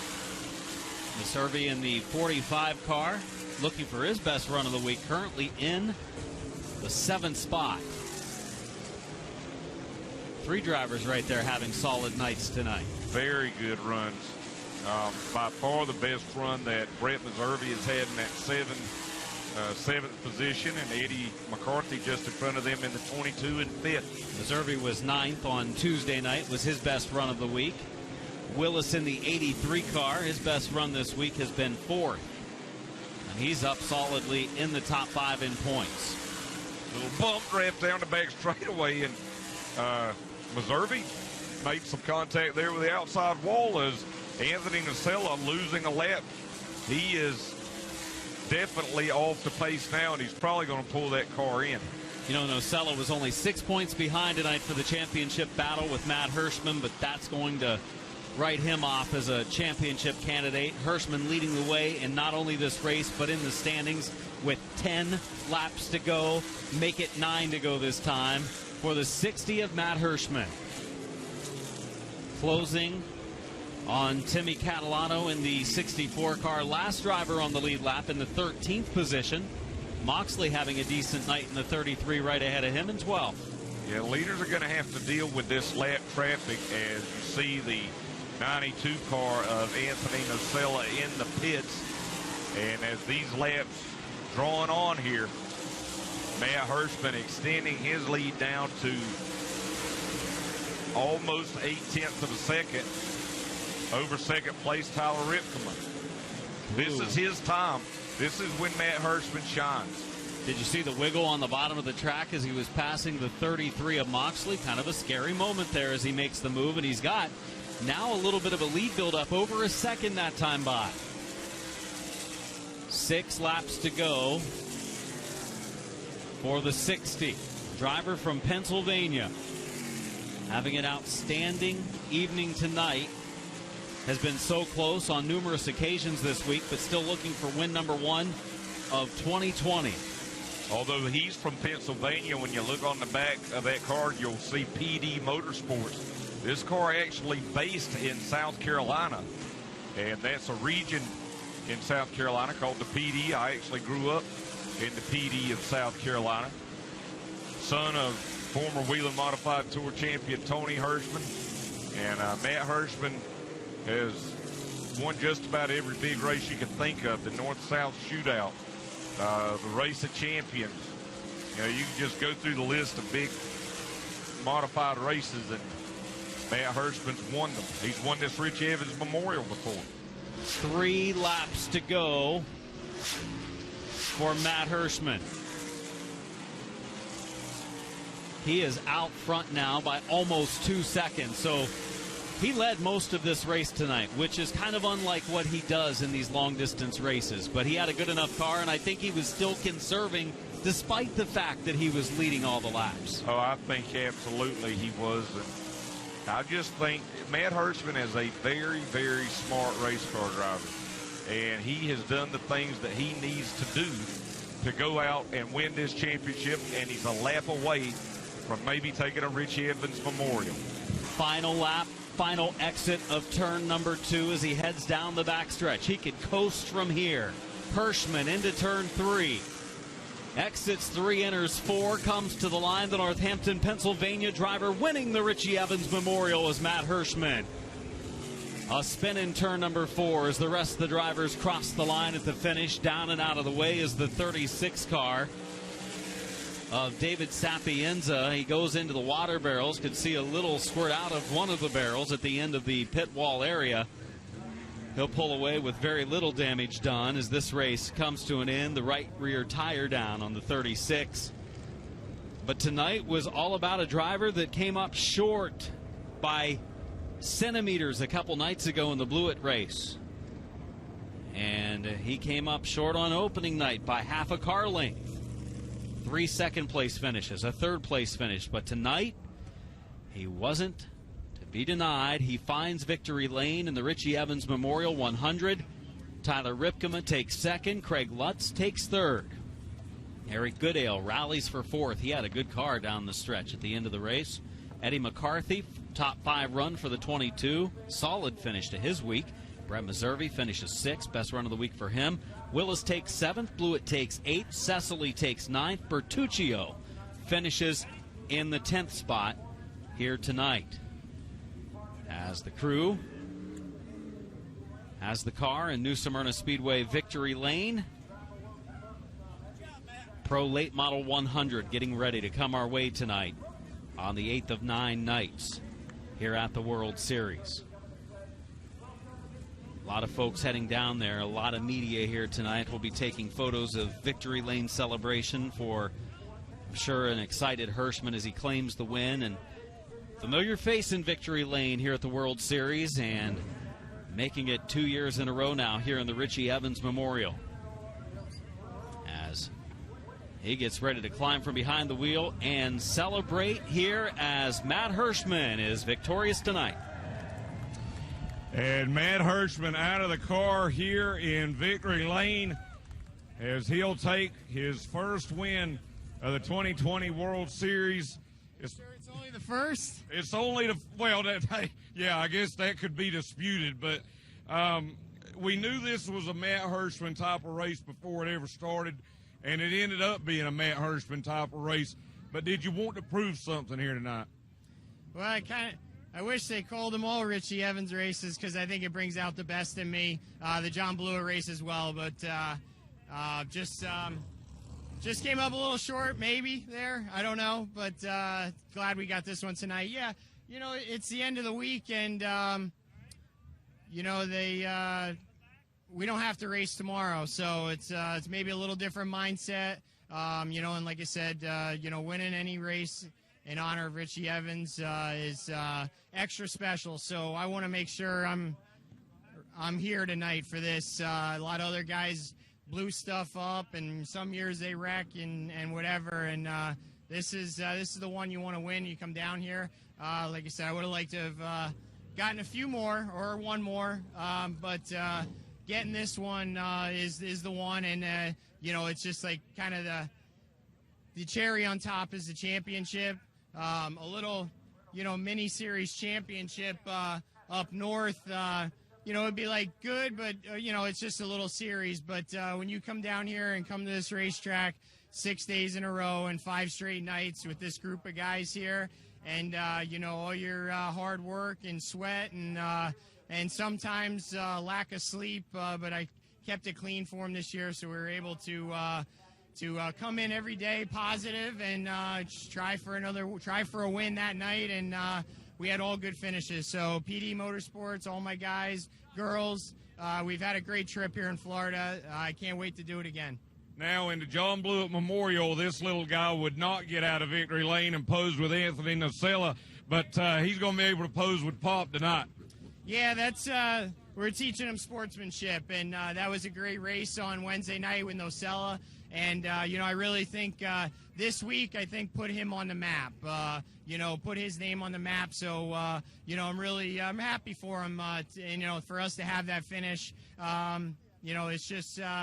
It's great, and I got to thank all my fans that are watching, because I've seen pictures on Facebook and different places of people in their living rooms wearing Matt Hirschman T-shirts watching every night here. So I really appreciate the support, and if you're not a fan, thank you for watching, because we still need you too. He's absolutely right. Congratulations to Matt Hirschman on taking the win here in the Richie Evans Memorial and the World Series. We'll come back now to our second place finisher, Tyler Ripkema, right now talking to Speed 51. And we'll go ahead and get a word with him. Thank you, Tom, for that. And Tyler, I could see the frustration that you had after the John Blewett III Memorial. You were pounding the steering wheel. It's just been a frustrating week for you guys, but you were finally able to show what this team had here tonight. Yeah, yes and no. This is the most consistent car we've ever had for the entire week at New Smyrna Speedway, but unfortunately we had we had an engine failure, we had a rear end failure that cut our lights short, and then we got run over on lap 1 last night. We had a top 5 car there also, but no, this is great to come home second to Matt on the Evans Memorial race. This is a real prestigious race, so to finish second's awesome. Hey, maybe you got all the bad luck out here in 1 week. I sure hope so. The last couple of years have been pretty rough. All right, Tyler Ripkema going to end the week strongly with a second-place finish. Sorry, guys. And again, Tom with Speed 51, those guys letting us step in here and get a word with Craig Lutz. And, Craig, you were able to get a win here in the World Series this year, but just didn't quite have enough tonight. Yeah, the car fired off real good before we put the second set of change tires. Took a little bit to get going, and those 2 cars got by me, and then the time we got going, it wasn't enough. But got to thank all my guys that made this possible, and looking forward to starting our season at South Boston.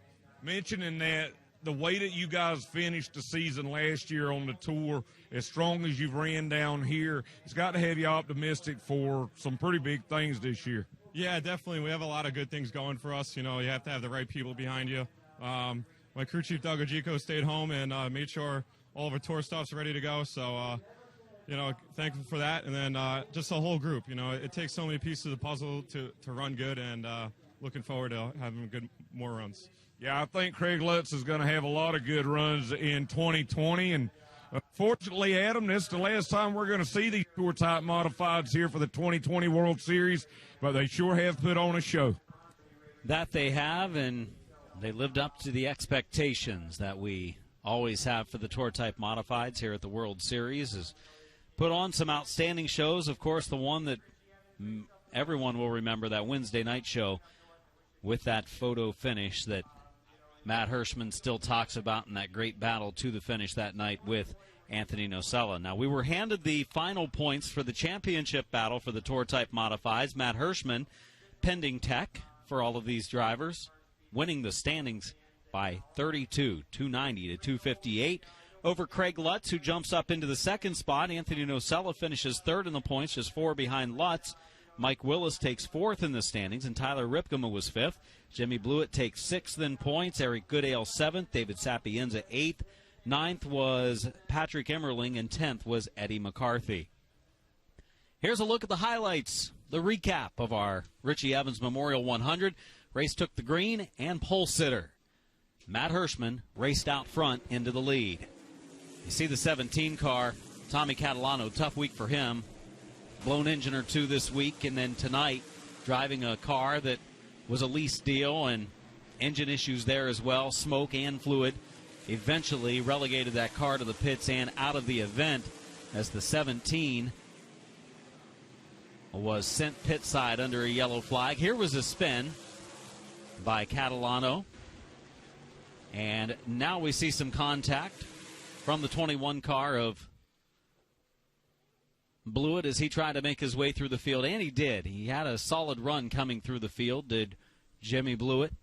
But strategy didn't work out for him, never got the caution he needed down the stretch. Here we go 3 wide. Now we see drivers shuffle up the banking, 3 or 4 wide there coming off of the corner.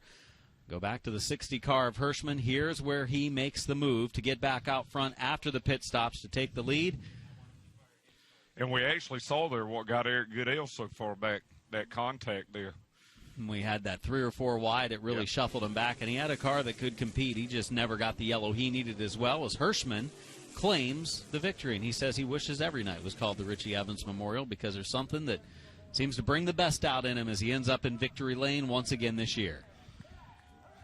Well, you know, the thing is sometimes I think with Matt Hirschman, he gets left out in some of the greatness conversations because he doesn't compete on the NASCAR Wheel and Modified Tour.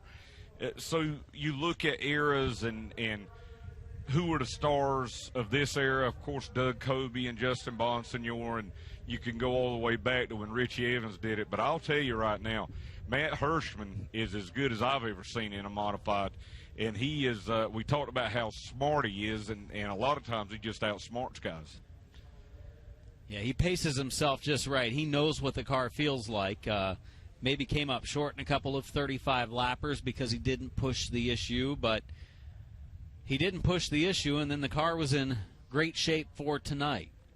And he was able to pick up the biggest win of the week in this 100 and came up just a whisker short on Wednesday night as well. But he might dispute that. Yes. I think he's still disputing it. There are the pro late models lined up on pit road. Well, look who's going to start on row 2. Yeah, the number 5 of Jamie Skinner and the number 50 of Jet Nolan. Boy, have they been the story here at the World Series in this pro late model division. They'll race for 100 laps tonight. And they have just absolutely had a war here. But the last 2 or 3 nights have really calmed down. You talk to some people, and they'll say, you know, this race will be calm. They've got it out of their systems. You talk to others, and they say, hey, I'm not going to have to see this guy ever again. Those two are not wrecking each other on purpose tonight. Here's what I will say. If they're battling for the lead, they're going to run each other hard, though. And they might wreck each other. That's the only thing they haven't done so far. As we've seen some contact between those two this week. We saw a hard crash that destroyed a 50 car of Jet Noland earlier this week, and he went to this backup car, which has been very good. And when you look at the point standings coming in, those two drivers are in contention for a championship. Connor Mosack in the 28, who has been Mr. Consistency this week, has 316 points. He's followed by Jamie Skinner at 310, so only 6 points behind.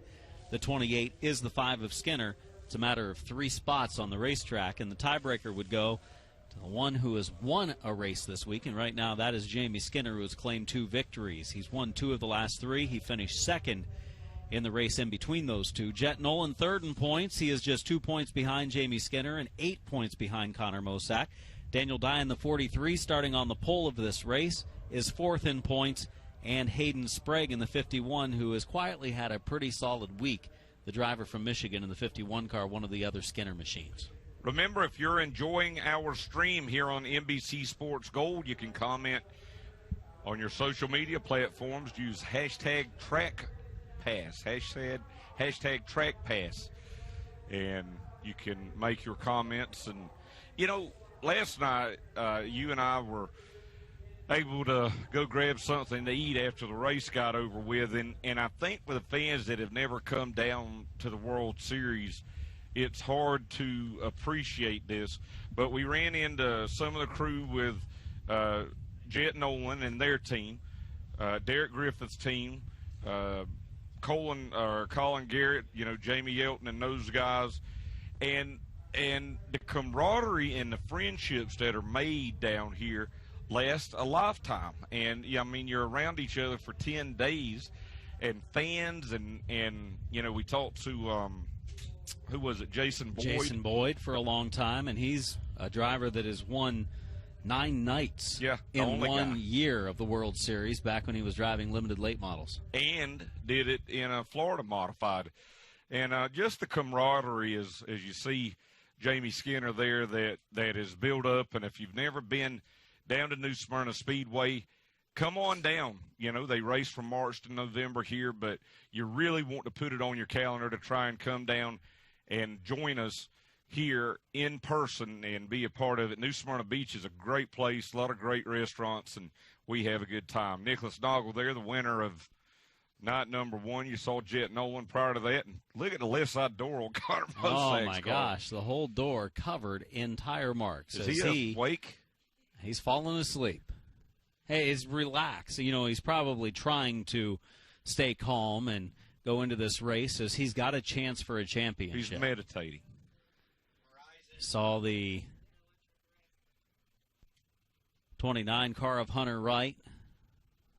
Yeah, Chad Aikens back in that black car, number 51 tonight for Mike Skinner Racing. Number of drivers in this 16 car this week. Tonight, R.J. Braun behind the wheel. Hayden Sprague, another good field of Pro Late models, and they'll go for 100 laps here. We'll get to see the Pro Trucks for the first time of the World Series and the Ground Pounders to wind it all up. Now, tomorrow night, we're going to see some really good racing here on our final night on Track Pass on NBC Sports Gold, and we hope you can be back here with us as we come on air at 7:25 Eastern Time. That's tonight's. Yeah. What we still have coming, Pro Trucks and Ground Pounders, following our Pro Late Model 100. And then tomorrow night, again, join us 7:25 Eastern Time, the Orange Blossom for the Super Late models. That'll be a 100-lap race. Ty Majeski coming back for that one. The Pro Trucks that you see tonight, the actual series will have a race here tomorrow night, the Florida Pro Truck Challenge Series.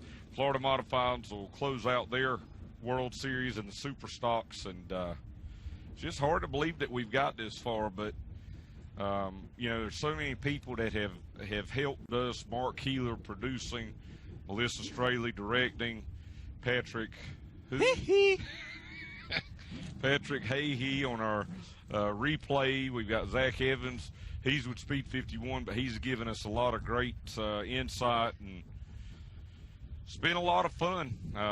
You're going back to, what, Illinois, and it's, what, 3 degrees? 3 degrees last night when we left here. It was like 80 here still late last night, and it was 3 degrees where I will be leaving for tomorrow night when the races come to an end.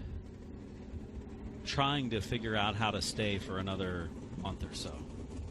There's people that do it, but it won't be us. I'm going to be a snowbird, like, within the next 5 years. Yeah, you're a little young to be retiring. I won't retire. I can still do it. I can make it happen. As you see the field of Pro Late models waiting for Victory Lane festivities to come to an end for the 60 car. This is like a Ben Dodge driver intro. Only post-race. Yeah. Hey, we joke about it, but Ben does a great job. And you said in the 10 years you've been coming here, listening to Ben call the Tour Type Modifieds is one of your favorite memories. It is. You know, it really sets up the drama, the excitement for the Tour Type Modified. You hear his voice come on the PA system, and you know at that point to buckle up, because here come the Tour Type Modifieds. And that first time the Tour Type Modifieds are here, you know, over the first few years I was coming down, it was always on night 1 of the World Series. But since then, it's been changed to just the 5 nights of this week, which has really been a good move. And starting Monday night, Monday afternoon, you hear it for that first practice session, and you know the excitement's ready to build. I just got a message from someone, and they said Adam is 43, so he's basically dead. Yeah, 43? Not quite. Well, everybody thinks I'm 10 years older than I am, so don't feel bad. As we've been keeping an eye on a racing here at New Smyrna Speedway tonight, we've also been kind of keeping an eye on the racing over at the big track. Plenty of NASCAR competition going on. You want to call it right now for the folks watching? I don't want any spoiler alerts for those watching. They might be DVRing the truck race right now so they can watch it later. It's a good presentation. It is. The competition has been close tonight over at Daytona and all in one pack. So it'll be a fun one to watch for those that are DVRing it. I'm sure many people watching both, and if they want to use the hashtag trackpass and show maybe a picture of our racing here from New Smyrna on one screen, maybe the racing from Daytona on the other screen, I'm sure a lot of people are doing just that. And I have enjoyed seeing where people are watching, you know, all over the United States, the contiguous states. Up in Alaska, we've had some comments. I had some folks in New Zealand that hashtagged us and said that they were watching. So it's been good, and we talked about it last night. You know, NASCAR Steve Phelps said that they have almost reached their goal with the number of subscribers that they want here on Track Pass, and we're only in February. And you're going to get to see a lot of great racing action streaming here, of course, over at Speed 51. It's great to see the attention short track racing, dirt on dirt, is getting for dirt track racing. And, you know, maybe we can make heroes out of some of these guys and make them bigger than just regional heroes. Needing a push truck to get the Aikens machine moving. Now the rest of the field gets rolling as we send them trackside for 100 laps tonight. First couple of nights this week of Speed Week, boy, Pro Late models tore up some equipment. Yeah. Had Big a night crash. that we finished like 3 cars out of a 20-plus starting field. Oh, and if that had been a 100-lapper, I don't know if we'd have made it to 50 laps. it would have been like an Australian pursuit race where the last car on the track wins. And it almost was. But, in all honesty, Since then, they have really gotten their act together, and they'll probably go out and wreck the entire field tonight because we're talking so good about them, but nonetheless. They have done a great job. Over the last few nights, they had a special Pro Late Model only drivers meeting and said, you know, we can change this up. We can start shortening races. We can start using time limits. We can start single file restarts. If we have to change procedures just for the Pro Late models, we could start parking drivers. We will do that. I think that really got some attention. And we've had less than a handful of yellow flags combined in the last few races. Daniel Dye, a young driver in the 43, has had a good week in the Pro Late model. He's had some bad luck with the Super Late model as well as the ARCA Menard Series East car, but in the Pro Lates, he finds himself 4th in points, and he starts on the pole here tonight. Let's take a look at our starting lineup that has Daniel Dye of Floridian on the pole with Brandon Brilliant on the outside of row number 1, and Brilliant drew the number 2 after setting fast time with his lap that he turned following the delay when the track was extremely fast. And, you know, we have not seen Brandon Brilliant until late in the week here. And he's come on and he's run really well, and I expect him to run good tonight back in row 2. That's the group of cars that everyone's going to be watching here. Starting 3rd from Port Orange, Florida, the car number 5 of Jamie Skinner. To his outside from Groveland, Florida, the car number 50 of Jet Nolan. Both of those drivers with 2 wins each here in the World Series. Nicholas Noggle, night 1 winner, starting in the 5th spot in the 08 car. Connor Mosak, points leader, starting in the 6th position. His point lead again, 6 over Jamie Skinner, 8 over Jet Noland, and 16 over Daniel Dye. Back in row 4 from Lebanon, Tennessee, will be the car number 29 of Hunter Wright. We've seen him run well on occasion here this week. And to his outside, the 51A from New Smyrna Beach, Florida, of Chad Aikens. R.J. Braun drives the 16R car this week, and that 16's found itself in podium spots 3 times this week with 3 different drivers. Travis Braden finished 3rd last night. Derek Krause earlier this week finished 2nd. And winning one of the races as well was Gio Selzy earlier. And that 16 car of R.J. Braun starts 9th. Hayden Sprague, top 5 in our points from Livonia, Michigan in the 51, starts 10th. Starting back in 11th from Martinsburg, West Virginia, will be the car number 26 of Christian Rose. And starting 12th, the driver from the Czech Republic, from Port Orange, Florida now, car number 7 of Martin Dubek. David Weaver of Plantation, Florida in the 11 starts 13th. Harrison Halter from Cumming, Georgia, his 2nd start of the week after older brother Hudson Halter drove it for most of the week. Harrison starts 14th. And rounding out the field, starting 15th in the car number 03 from Guilford, Ontario, is Dario Capircio. Starting 16th, the 117 from New Smyrna Beach, Florida, of Philip Bissett. And rounding out the field, the young lady in the car number 05 from Christmas, Florida, Jamie Sullivan. There's the field.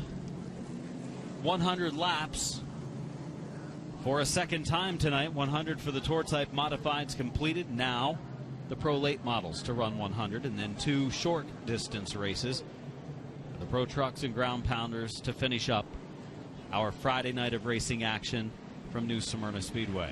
You know, a couple of things to watch here. Last night, Jamie Skinner was able, in just a couple of laps, to gap the rest of the field while, you know, guys were going back and forth, and it ended up sustaining him throughout the race. Connor Mosack had almost run him down, but ran out of laps. The other thing, no matter what happens tonight, if we see wrecks or if we don't see wrecks, the thing that we will continue to see is good, tight, close racing. Racing in order trying to break the momentum of the guy on the inside or outside. And at times it's made for some really good racing. At other times we've seen accidents. Giving the drivers a few extra laps on the track before setting them loose for green conditions. Daniel Dye, Brandon Brilliant. I'm not so sure that this 12 of Brilliant, if he gets out front, he could be tough to beat. He's had a fast race car. He did not run all week long, just joined us over the last couple of nights. And now the number 12 car starts on the outside of row number 1 after finishes of 5th and 4th. Well, if he got a win, it would be Brilliant. That it would for he and his team. See what you did there. Thank you. I got one every now and again. Ready to go. 100 laps. Dye inside. Brilliant outside. Just missing the invert. Third fast qualifier Noggle now on the inside of row number 2. Where's the 5 of Skinner at? Skinner's car way at the back of the field as the green is underway. Yeah, we'll have to find out what that issue was that moved that inside row up. As Brilliant goes way up the racetrack. Oh, my. Look at this. How in the world? Great job by those spotters to get those drivers through that. That could have really wiped the field out here early on. Nolan made the contact with the 12 car of Brilliant off of turn number 2 as we watch the 50 car of Nolan. Single file, nose to tail, second and third, back in the field. Here's the 16 of Braun, racing with Rose in the 26. And the 5 of Skinner trying to make his way from the back. In a 100-lap race, this may make it more exciting as the 5 of Skinner has been very stout all week. Last 3 nights, finishes at first, second, and first. Yeah, I mean, he really was not in the points chase, and then he was able to fight his way back in as we watched this battle for second between the 08 of Nicholas Noggle and the 50 of Jet Nolan. You see that big rubber mark up on the right front of that 50 car after the contact with Brandon Brilliant. That was about as close as you'll get to seeing a big wreck without it actually happening. Nicholas Noggle, good opening start in the second position. Jet Nolan follows closely. See some sparks in the early laps. Cars bottoming out with the tire pressures down a little bit. There were 3 drivers took their cars out of impound, Alan. And they were all Mike Skinner racing cars. Jamie Skinner was one of those cars. Hayden Sprague was one, and Martin Dubeck was the other one, and that is why Jamie Skinner was at the back of this field. You know, there may be some logic that we don't like how our car is right now. Maybe changing the car because of the cooler temperatures and the rain that came through, and the fact that they've got 100 laps to work their way up. I feel like it had to have had something to do with the temperatures, with the change after the track took a little moisture earlier. Noggle in the 08, Nolan in the 50. Second and third, running fourth. The point leader, Connor Mosack, running fifth is Brandon Brilliant, as we're going to take a look at the replay of that opening lap of this race when it got real scary coming off of 2. Let's see what happened here. See, Noggle broke loose, so that's going to allow the red car number 50 of Nolan to get down on the inside, and they just kind of met. One came down and one went up. Really brilliant, missed his marks in turn one to really start the deal. He goes up into the fourth lane as he starts to come down. Nolan was already looking to the inside. He just was pretty high up the track himself. Well, there are so many drivers and spotters who did well to make that not a major crash right to start this race off.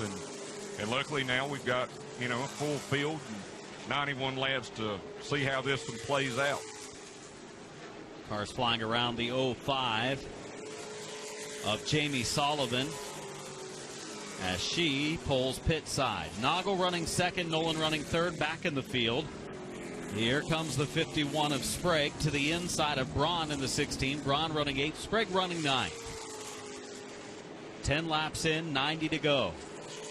Field tonight of 17 cars taking the green. Prolates have had fields up in the 20s for most of the week, but again, as the week wears on, you lose a car here, lose a car there because of mechanical issues or crashes. And that's the case here tonight. We lost the 76, Jarek Johnson, after a full week of racing. They had engine issues in their backup car last night after crashing their primary car earlier this week. So they actually passed us on our way to the track. They were heading in the opposite direction. We also lost Chuck Tuck.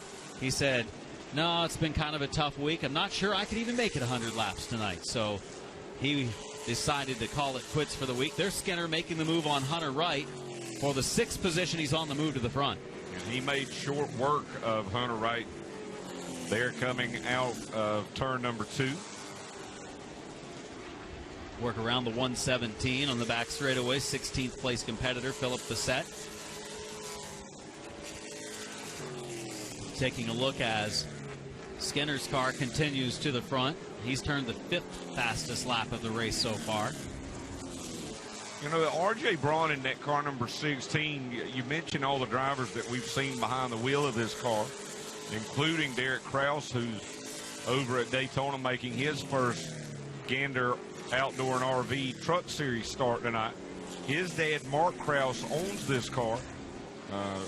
Toby Noodleman has got a lot of input on it as well. And, I think whenever you've got a lot of drivers like this, I think it can be beneficial because it gives you a lot of different input to try and figure out what this car needs and adapting moving forward this year wherever they decide to race this car. 29 of Hunter Wright running 7th. R.J. Braun running 8th. Hayden Sprague running 9th. 7th, 8th, 9th on the screen, closing on the first 20 laps being completed in this race. Up front, Daniel Dye continues to be the leader, and his lead nearly a second. It's amazing when you think about it, and we talk about NASCAR roots and the roots of short track racing and things of that nature. But, there's so many drivers over at Daytona this weekend that not that very long ago we saw racing here at New Smyrna as part of the World Series. Side by side between Sprague in the 51 and the 16 of Braun. We have now completed the first 19 of this race. Side by side exit of turn number 2. The battle on the racetrack is for the 8th position. And R.J. Braun not doing a bad job in this 16 car. All of these other drivers have ran every race that the Pro Late models have been a part of here at the World Series this weekend. And this is the first start for R.J. Braun in that 16 car. And he's doing a good job. He's riding in 8th right now and racing against a lot of drivers with a lot of experience here over the last few days. Hayden Sprague has run every night this week, finds himself in the top 5 in points, and he's had a worst finish of 8th and a best finish of 3rd. He's been in between 3rd and 8th every night. So pretty good, solid, competitive week that he's completed every single lap in, the 51 of Sprague. They're all racing tight here for 7th, 8th, and 9th. Hunter Wright in the 29. He'll be racing over at Fairground Speedway Nashville this year, but R.J. Braun going to look to his inside. Nose to tail. 3 cars continue to battle. This time it's for the 7th position as Hunter Wright has R.J. Braun right behind him. The gap closing a little bit at the front of the pack as well, as Noggle trying to run down the leader, but we continue to watch the battle for 7th. Former Legends campaigner Hunter Wright. And there you see in the upper left the battle for the lead between Daniel Dye and Nicholas Noggle. The lead was once close to a second. It's now under half a second. And over on the lower right of the screen, R.J. Braun gets a great run here underneath Hunter Wright as they go back. Whoa, and we got some contact. Around goes Daniel Dye as he and the slower machine of Dario Capircio make contact. Capircio was the last car on the lead lap, about to go a lap down, and I just saw it out of the corner of my eye. We'll get a good replay of it here momentarily, but that's going to take our leader around. He did make some light contact with the wall, too, with the 43 car. It was pretty significant contact with that left rear. As you see the damage to the left side of that race car, not good. Yep, he hit it a lot harder than I thought he did. Yeah, it's shoved the whole left side of that car down, and that's going to take him out of contention. Left rear tire going down now as well. He's not going to be too happy either, and again, I don't want to place blame on either driver just yet. But that's a shame as we look at this replay here and see what happened going down into turn 1, 25 laps into this race. You see Dye up to the outside of Capircio, who just turned right to go left. Yeah, and I would be very mad if I was Daniel Dye because, I don't know if Capircio had some sort of mechanical problem, but look, that car goes straight and then right into turn 1 and right into the left side door of Daniel Dye. Terrible break, and he had a good race car, was leading, had led since the start, fourth of this race as Capircio in the 03 car possibly ends the night of Daniel Dye. I think it may have ended the night for Daniel Dye. He's in the pits right now, and you see that Ben Kennedy Racing crew looking underneath. He has already taken the window net down, and he just made too hard contact with the left side of that 43 car. Is our field going to come into the pits now? Yeah, a little different strategy for a 100-lap race with a mandatory pit stop at some point or another during the event. That's why you see drivers coming to the pits, or you probably wouldn't see pit stops in a normal 100-lap race, but they wanted to change it up a little bit, add some extra strategy to this event. As you see Noggle's crew going to work, you see the 50 team of Nolan, they're checking the toe on the front of this car because of that contact made on the first lap. And you'll also notice, unlike the tour-type modifieds, they are not changing tires. This is aimed to be a more affordable division of racing, and to keep costs down, they are not changing tires, but you see some chassis adjustments, you see tape coming off the nose of some of these cars, and there you see a very disappointed young man. Shaking his head, Daniel Dye, and he's had a pretty good week in Pro Late Models this 2020 Speed Weeks. This disappointing because he very possibly could have ended up in victory lane. His car was good. His worst finish coming into the night was 9th in the most recent race, but he's had 4 top 5s this week, including a runner-up finish. Tonight, just not meant to be. Ooh, and now Dario Capircio's parked behind him. He might want to go pit somewhere else.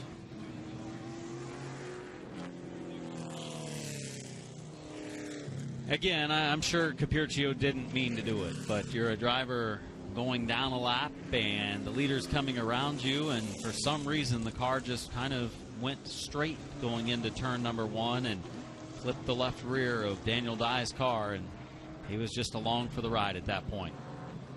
And good job by Daniel Dye's team to kind of contain themselves, because I'm sure they're upset. It's got to be tough. I expect a lot out of Daniel this year. You know, we're going to see him in some ARCA Menard Series East races. I think he's going to race in March at Five Flags Speedway, and we're going to see him more in super late model races this year with Ben Kennedy Racing. So there will be better days, but not tonight. 25 completed, 75 to go. Another look at the replay. It doesn't change. It does not. We've learned that this week Yeah. from watching replays numerous times.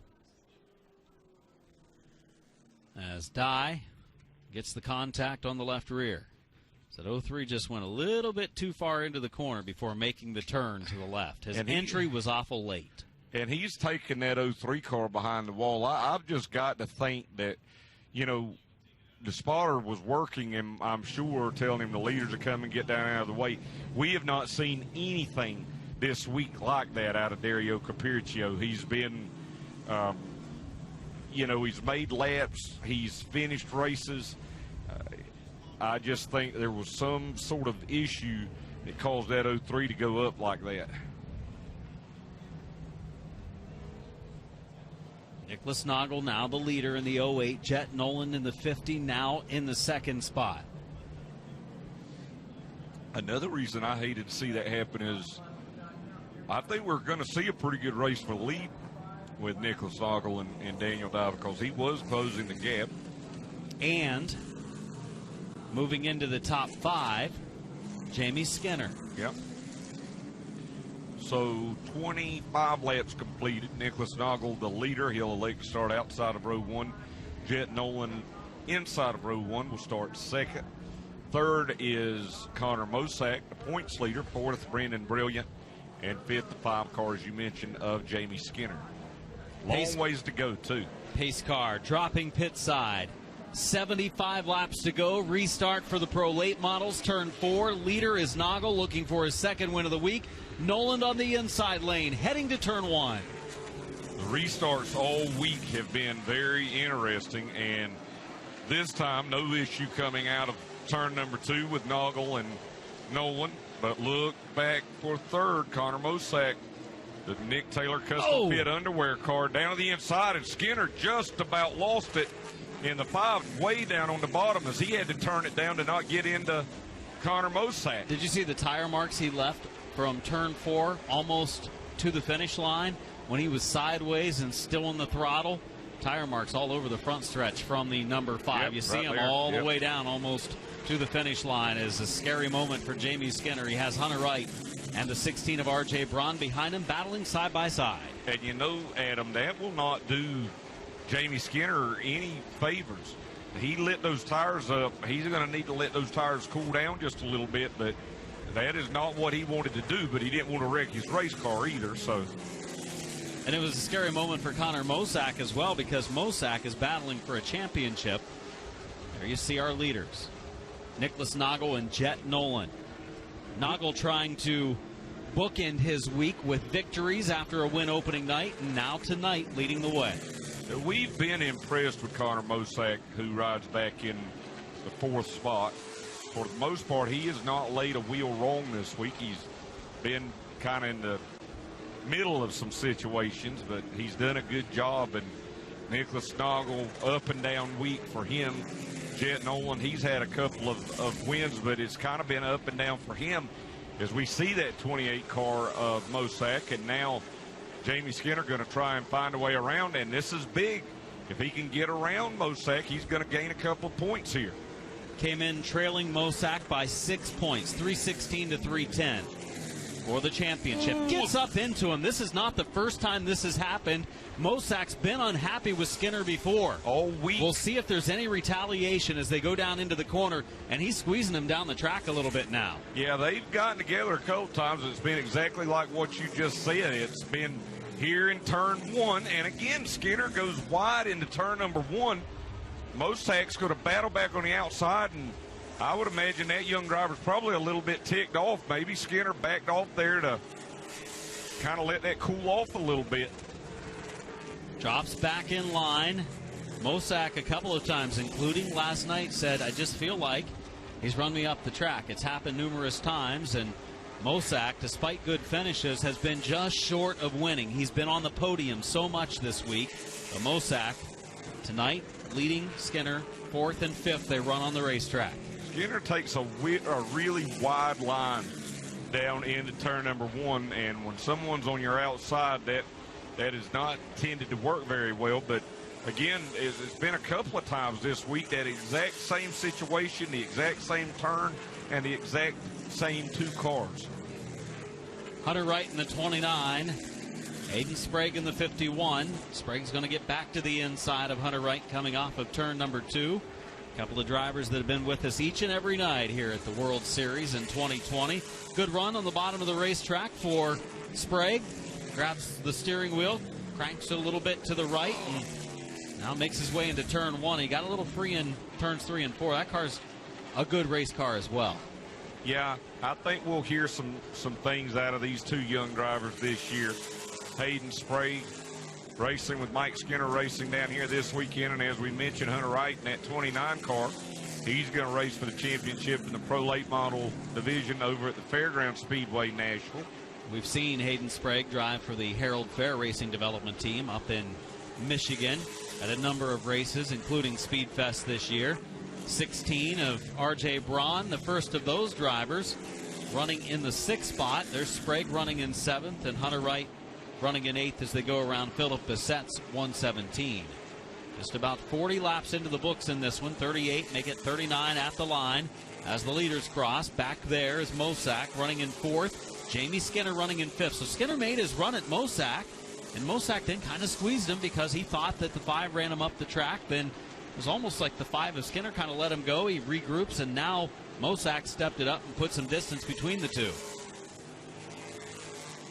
We're going to take a look at that here momentarily and, get another look. But, they ran a couple of laps side by side, and it was like you could almost see Skinner hit the brakes going down into turn 3 and let Mosack get in front of him.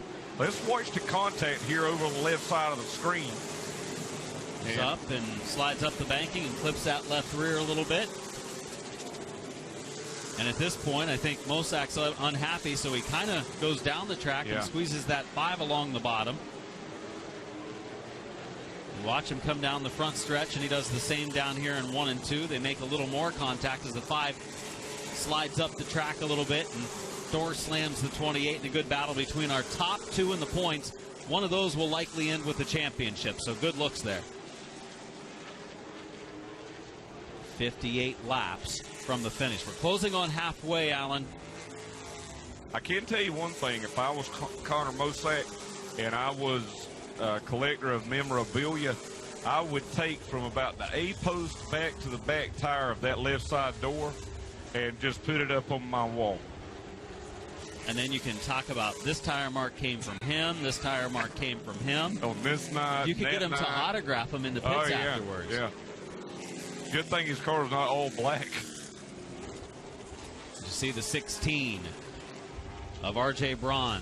The 16 cars, like I said, 3 drivers have finished on the podium with that car this week, and this is a 4th driver who honestly has a chance, I think, to be a podium car if things work out just right. He's running 6th. Yes, he's done a really good job here tonight to not have race all week, albeit the car has. So I know that they've probably got a pretty decent setup in it, but, he's right behind the guy that's won 2 races this week in Jamie Skinner. 54 laps to go. Watching as Mosack and Skinner race in positions 4 and 5. Kind of surprised Skinner isn't applying more pressure. He dropped back in line, and now either Mosack has stepped it up or the 5 car isn't as good as what it was right after the restart. Or because this race is a little bit longer, they're trying to back off a little bit and maybe have something left there for the end. Heat those tires up. The 28 of Mosack dirt tracked it off of turn number 4, slid it sideways, and don't want to do that too much.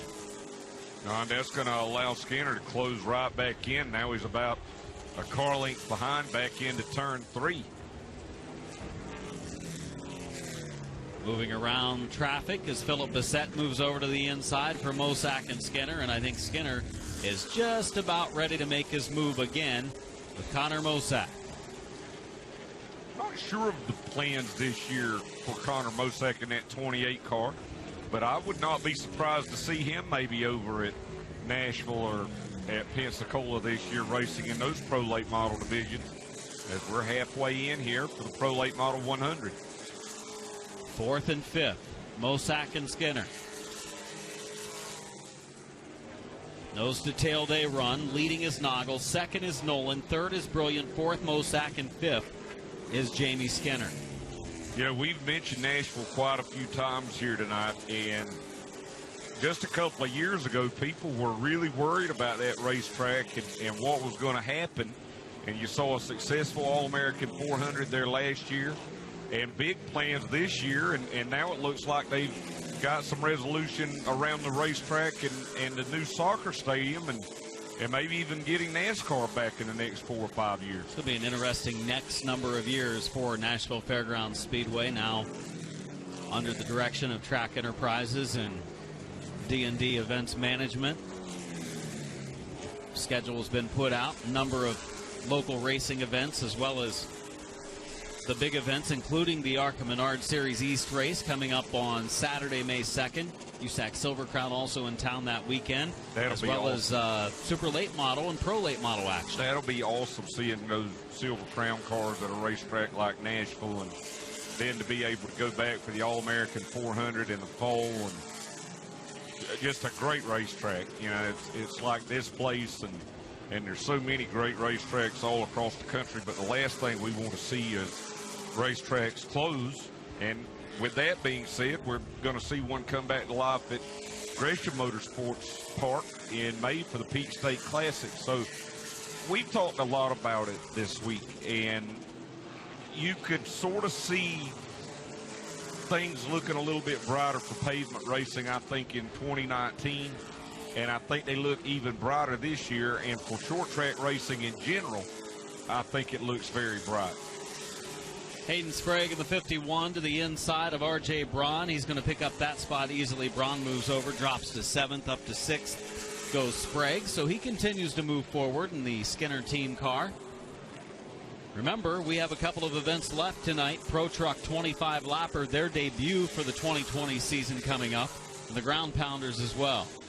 And a good field of trucks here tonight, and we expect a big field of trucks here tomorrow night when you join us for our coverage here on Track Pass on NBC Sports Gold. Tomorrow night, we'll see the Florida Modifieds return, and we'll see the Super Late Models return. 100 laps for the Super Late Models. We'll also see the Super Stocks in town. So some different classes tomorrow night than what we saw tonight.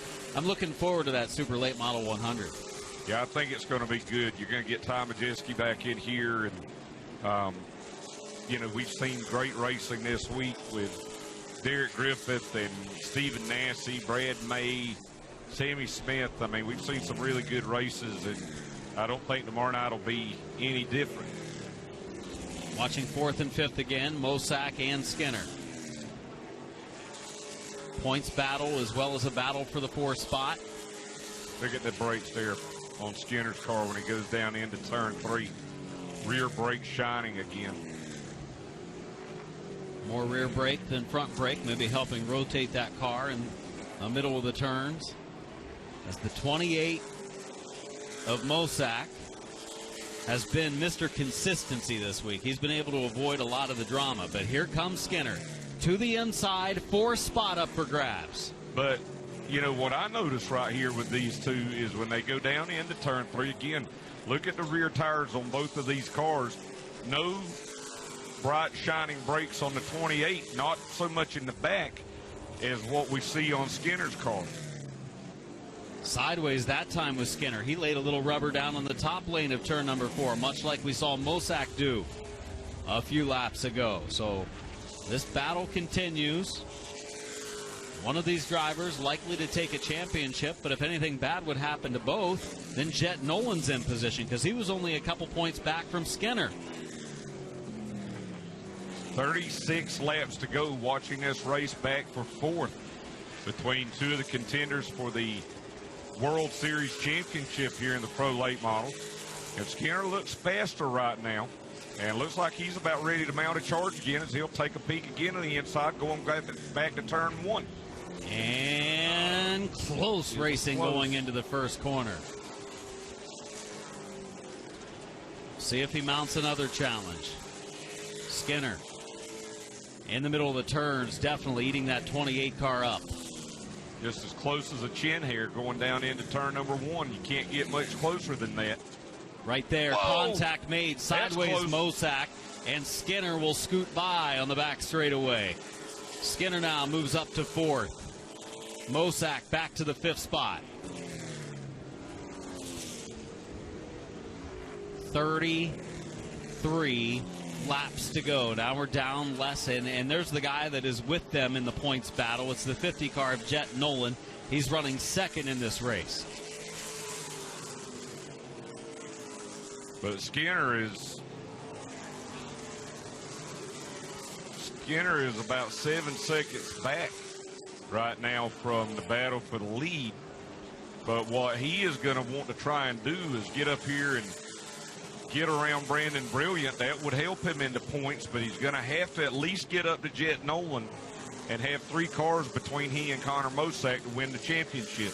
If he passes 2 more cars, they would be tied. And then Skinner would win by virtue of having more wins. As we watch Nolan enter turn number 1 around the 117 of Bossett. Nolan's had a good run here tonight. Did have that opening lap contact where he and Brilliant were racing for the same piece of real estate. Incidental, I think, just the way things worked out through 1 and 2. But nonetheless, it was a scary moment for those 2 drivers who did a great job to keep them righted. And there is Brilliant.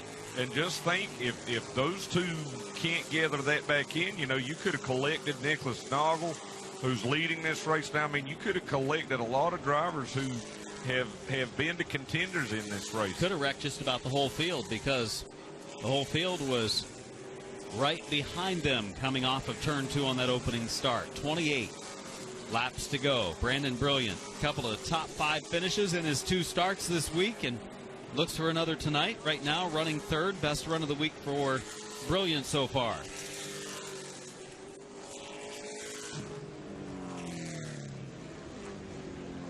See the Skinner number 5 closing that gap. He's closing the gap, that's for sure. He's running similar lap times to those of the leaders, but again, not really gaining on them, but he's definitely gaining on Brandon Brilliant. 5 car working forward here in a lap or 2. I think he's going to be there challenging Brilliant for the 3rd position. If he gets around him, that's going to put him within 2 points of Mosack. Mosack running 5th, Nolan running 2nd, so Nolan is right there behind him as well in points. Right now, this race back for 3rd, back in behind the 26 of Christian Rose. He'll move down and let the leaders go around. 5 of Skinner, right now in the 4 spot. Right now, Nolan would be just 2 points behind Connor Mosack. Wow. Because he was 8 behind, and now he is 3 spots ahead of Mosack, so that would give him 6 extra points. That would put him within 2. And right now within 4 is the 5 of Skinner. I mean, they are going to be so close. This championship battle is going to go down to the checkered flag. Which should be no surprise considering the way this week has been for the pro late models. Very easy to keep up with these standings. You don't get passing points. You don't get points for leading a lap with the most laps. You win the race, you get 50, second, 48, third, 46. It just goes down in 2-point increments by position. So that's kind of how we can calculate it so quickly here amongst ourselves as Nicholas Noggle leads 21 laps to go back into turn 1. The good news for Skinner, the good news for Mosack is that Skinner has actually started to fade back from Brilliant. Brilliant's pulling back away from Jamie Skinner, so maybe his car now, this late in the race, starting to fade a little bit with 20 laps to go for Nicholas Noggle. Yeah, the bigger threat right now for the championship could be Jet Nolan, as the caution is out now here with 20 laps to go, and that could really, really make things wild here. But you're only talking a matter of a position or 2. Watching as the field will now bunch up. This is going to be entertaining. 20-lap shootout. Competition yellow. We had a long green flag run, so that brings us to a competition yellow. And these types of things are told to the drivers in the drivers' meeting. So, you know, this was something that they knew if it kept going green. And I'll be honest with you, you know, it kind of makes sense now that you think about it, that for Jamie Skinner, maybe there was no reason to really push it hard because he knew a caution was coming. And now it's going to put him in the money spot. Restarting in 4th on the outside of lane 2 and row 2 will be better than restarting in third usually. So he could be quickly into the second spot. And if Nicholas Noggle gets a good restart, he could quickly be beside Jet Nolan. He could.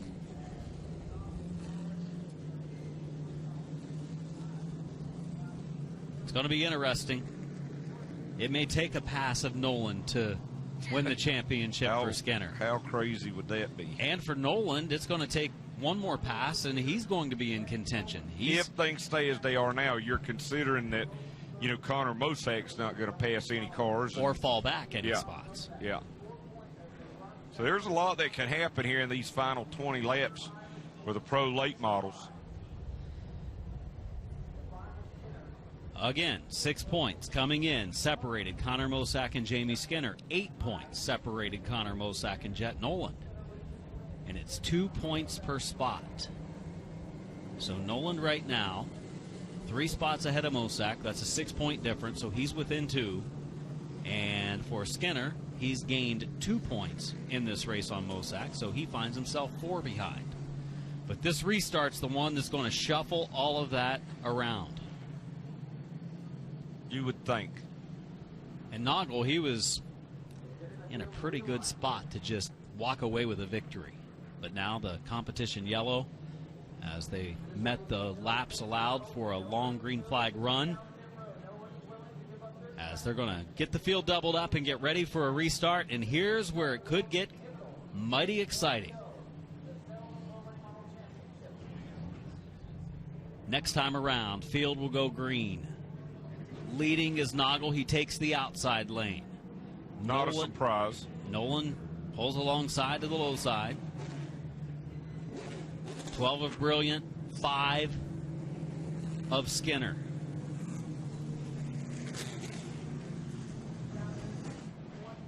Getting ready for green, coming off of turn number 4. What do you think? I think we're about to find out. That's what I think.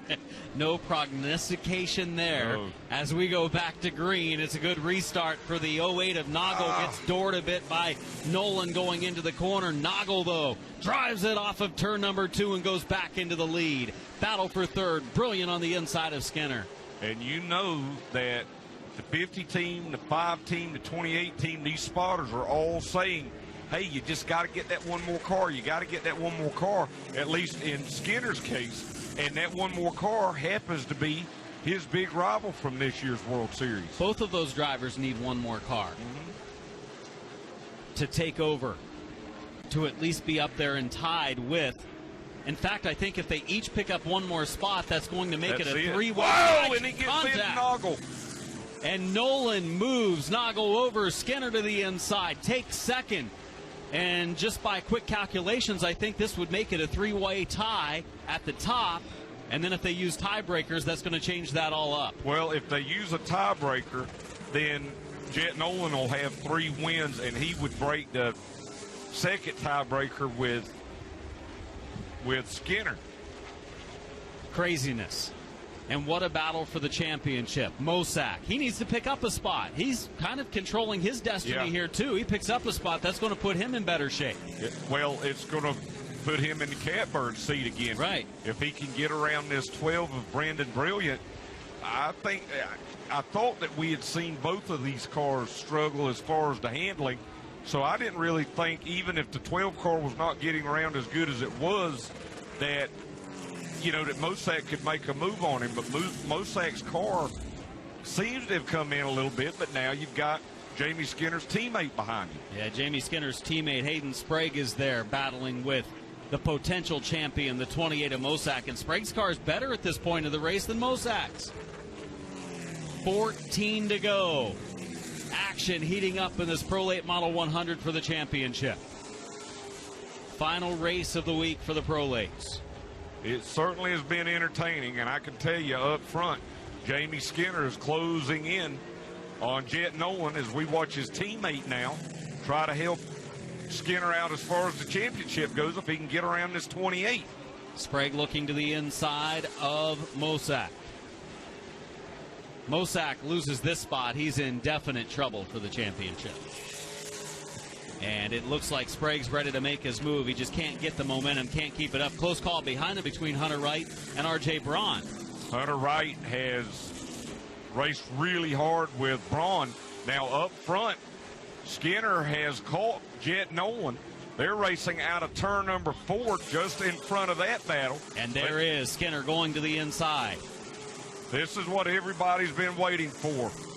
The final battle here between Jet Nolan and Jamie Skinner. They made a little bit of contact out of turn number 2. Now Skinner's going to get down to his inside here, coming to 10 laps to go. They stay off of each other on the front stretch into the first corner. Up the track a bit they go. Skinner takes the position away and maybe on his way to a championship as he gets the spot. Going back here, Sprague trying to move the 28 car back a position, and this would pretty much seal it as it would take him out of contention, losing 2 more points. That was huge for Jamie Skinner to get around Jet Nolan, especially with the history that they've had this week. But now we've got this battle here between Mosak and Hayden Sprague. And unfortunately for Mosak, I would argue that as great as he's ran this week, this is probably the worst run we've seen out of this 28 car. Longest run of the week, 100-lap race, and the car hasn't been good over the second half. We've seen it get sideways and leave some rubber on the track a number of times out there as he continues to run in the 5th spot, but Sprague is all over him. And we're down now to the final 7 laps. But you know Mike Skinner, if he's up watching this racer, he can talk to these spotters, which I would say he can, is probably saying make sure that 51 does not wreck that 28, because that's going to really mess Jamie Skinner up if we have to get back to a situation with a restart. You bring up a very good point. Sprague in the 51, right there behind Mosak. 6 laps to go. Continue to watch 5th place and the point leader coming in. And 28 car of Connor Mosak, the Nick Taylor custom fit underwear automobile on the exit of turn 4. Final 5 laps. The Polka Dots Toyota of Sprague back in behind him. And if you've noticed, there's a little bit of a gap there. And I'll tell you, I don't know. I'm not listening to any scanner chatter. I don't doubt that maybe Sprague was back down. Now the battle here for second as Noggle is all over Jet Nolan. Remember, Nolan made contact with Noggle to take the lead a few laps ago. Noggle to the inside of Nolan. He stays right on the bottom lane. That 08 car is still fast, and he will have the spot at the line by inches. The second position changing hands, costing the 50 of Nolan a couple more points in the championship battle. And right now Skinner would have a 2-point advantage in the championship as Connor Mosak runs in the 5th spot. Skinner is the leader. 2 laps to go. That battle we were watching between Mosak and Sprague. Sprague is back way off of him. And now it's up to Nicholas Noggle to see if he can run Jamie Skinner down. He's led the most laps in that 08 car, but I just don't think he's going to have the time. White flag waving, 1 to go for Jamie Skinner, looking for his 3rd win of the week as well as the championship, and he's in line to do it as he comes off of turn 2. It's been a wild week for Jamie Skinner as he works down the back straightaway into turn number 3. And he's probably driven the best race that he's driven in 9 days. Checkered flag in the air. Jamie Skinner will take the Pro Late Model 100 and the championship here in the World Series. What a race for Jamie Skinner to come home and get the win. Started back in 3rd, dropped back a little bit, and then he works his way back up to get his 3rd win of the World Series. And when a lot of people thought there might be some bad blood between Skinner and Jet Nolan, he ends up making a clean pass down into turn number 1 that ultimately proved to be the win as he celebrates going down into victory lane. Our top 3 finishers will be there, and our 2nd World Series champion of 2020 will be crowned, and it'll be Jamie Skinner here in the car number 5.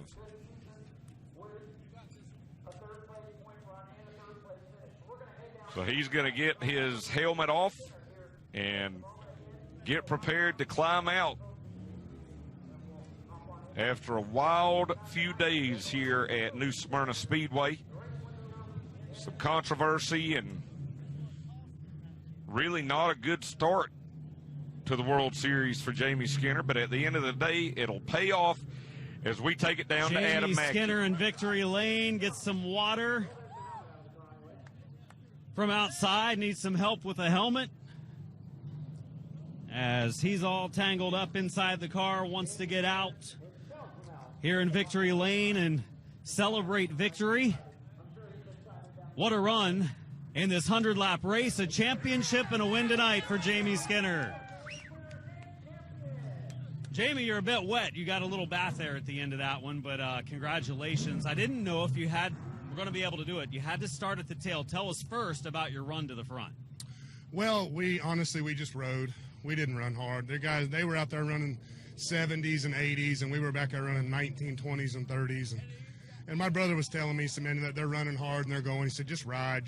And I grew up watching my dad and Dale Earnhardt Sr. and raced with Dale Jr. a lot. And I know a lot of these guys don't like the way we race, but if you're not wrecking somebody and you're just moving them out of the way a little bit, there's nothing wrong with that. That's what built this sport. And, I hope nobody's mad. And if they are, I hope they have a very good Sunday. Watching you come through the field, it tightened the battle up. At one point when you and Nolan were running second and third, I think you guys were in a three-way tie for the points title. And then you guys picked up another spot, and that put you out front. What a battle between the three.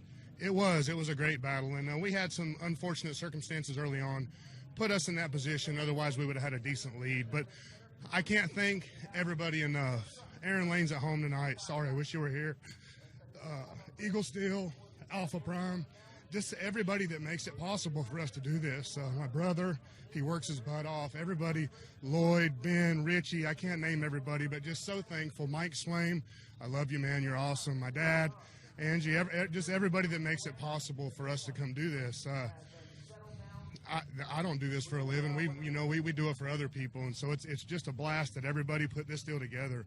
National Tire, Clayton Castetter, I appreciate you, buddy. Everybody that makes it possible, I can't thank them enough. All the fans, everybody that's here, all the track officials, the owners, you guys for coming out and taking care of us. It's been a fun week. Jamie Skinner, it's been a fun week, especially the finish. He's won 3 of the last 4 races. He wins the championship in 2020, the 54th running of the World Series, a second-place run back here for a driver who won on opening night. And you kind of bookended this Speed Weeks with 2 great finishes, a win to start and a second-place finish to end. You kind of wanted to end with 2 wins. Came so close tonight.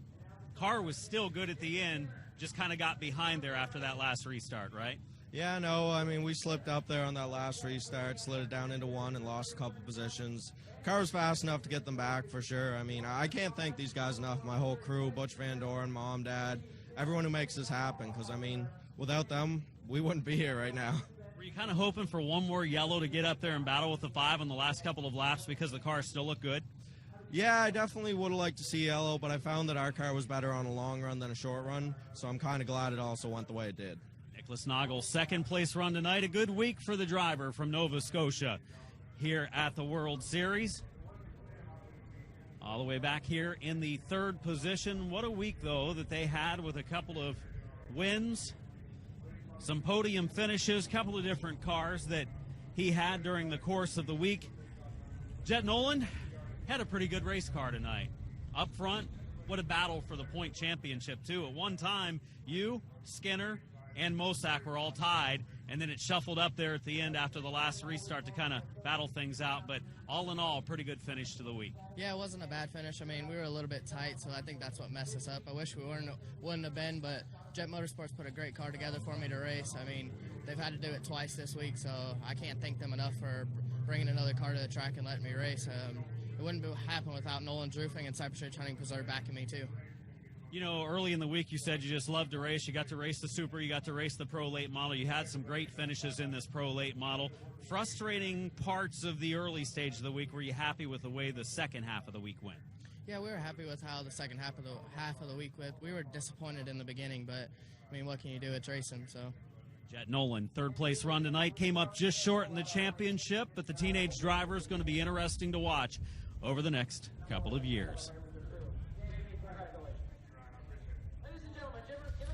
Thanks a lot, Adam, as the celebration continues down in Victory Lane for Jamie Skinner. He'll take the win over Nicholas Noggle. Jet Nolan, Brandon Brilliant will finish fourth. Connor Mosack in fifth. Hayden Sprague in sixth. Hunter Wright in seventh. R.J. Braun in eighth. Chad Aikens in ninth. And Martin Dubeck in 10th. As we'll take a look at our Pro Late Model highlights here from their final race of the 2020 World Series. Watch this, contact right on the initial start that just could have about wiped a lot of cars out between the 50 of Jet Nolan and the 12 of Brandon Brilliant. Daniel Dye, he had a commanding lead early on as Jamie Skinner tried to work his way up from the rear of the field. Turning point here when the lap machine of Dario Capircio and the leader Daniel Dye made contact into turn number one. More hard racing. Skinner way down at the bottom of the racetrack had to take some evasive measures. Then a hard race with Connor Mosack as they made contact over in turn number one and then made more contact on the next lap there. But that was the beginning of Skinner's climb to the front. Here we see some more of that hard racing between Skinner and Mosack, and finally Skinner was able to get around Mosack. Nicholas Noggle, he led much of this race in the car number 08. But he and Jet Nolan would get together going down into turn number one. A good job of saving that car for Noggle, but that allowed Nolan and Skinner by. And then the pass not only for the win, but what would prove to be for the championship for Jamie Skinner as he'll move around Jet Nolan and leads the rest of the way to take his third World Series win of 2020 and the championship here for the Pro Late Models. And no doubt about it, he was happy after this race down in Victory Lane after that big win. Definitely emotional. You could hear the emotion in his voice, talking about family, talking about his crew, his friends, everyone that's helped him out, and winning 3 of the last 4 nights. I'd like to also mention a driver down in Florida that we understand is not doing well, and that's Joe Boyd. If you're familiar with the bull rings of Central and Northern Florida, you've seen Joe race for a long, long time, and he's had some misfortune strike him, and understand that is in the care of hospice now, a young man and a heck of a race car driver. So we send our thoughts and prayers out to the family of Joe Boyd. Watching as our pro trucks have lined up along the pit road, a 25-lap feature. So tonight, just 25 laps. Tomorrow night, the big one for the series event. Good field of pro trucks on hand tonight. 17 scheduled to take the start. 2 races yet to go. Ground Pounders still will have some track time at the end of the night. As you're watching our coverage on Track Pass on NBC Sports Gold, along with Alan Dietz, Adam Mackey here for night number 8 of the 54th running of the World Series of Asphalt Stock Car Racing. We'll be back with the Pro Truck 25-lap feature in just a few minutes.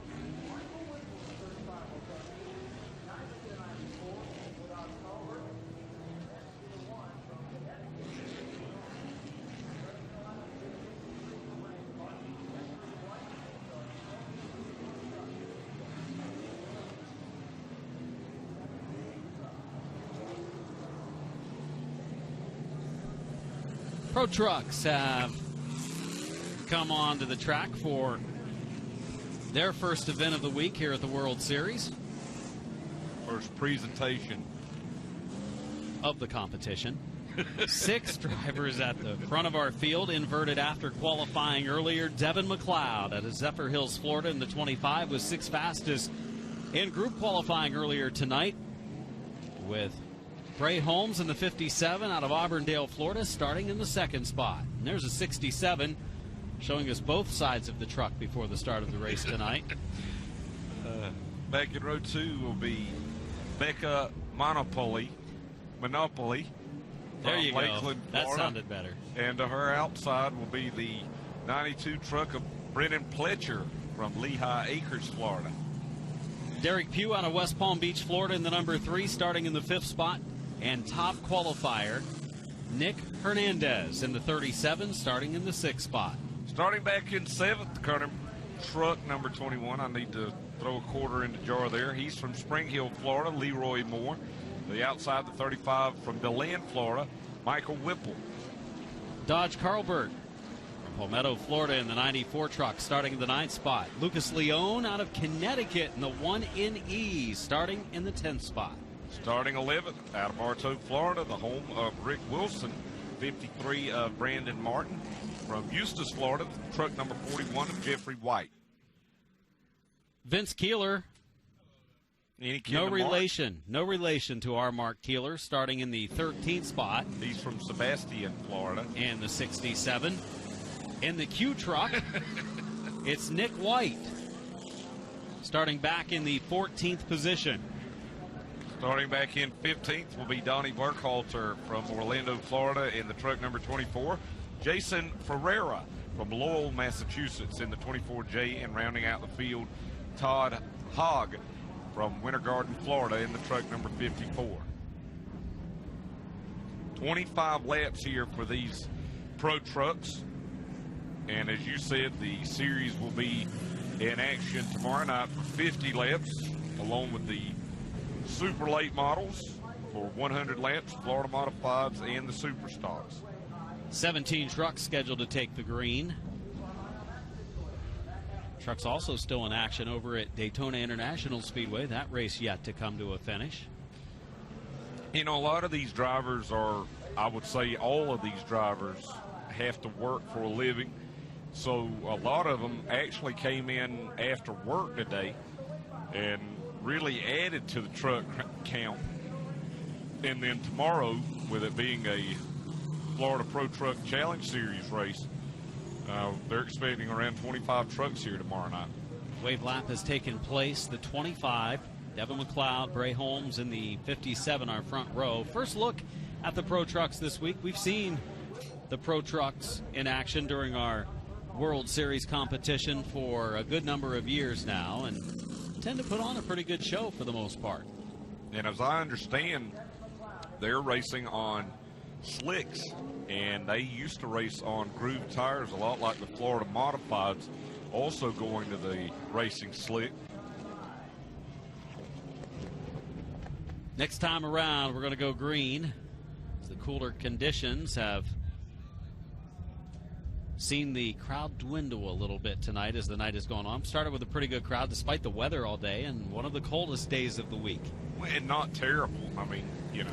Still nice compared to 3. It's not 3. It is much warmer than that. Hey, we talked about Mike Skinner. Look at that retro Mike Skinner black number 3. Ready for green coming off of turn number 4.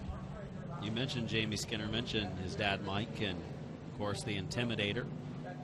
So synonymous with that 3, of course, as the green waves. Turn number 4, jumping on the pedal hard was that pole setter Devin McLeod, as we are underway for this 25-lap Pro Truck feature.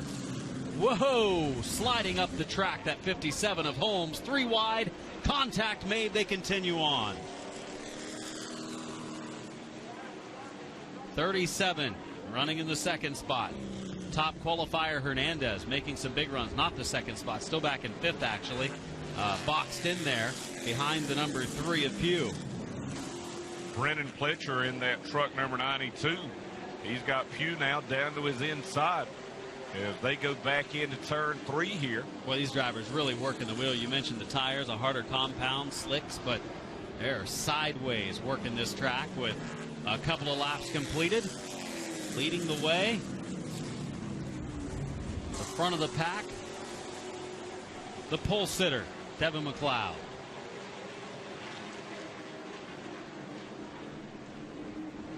There's a little run side by side coming down the front straightaway for the second position. Becca Monopoly in the 59 and the 3 to the inside. Pugh makes the run.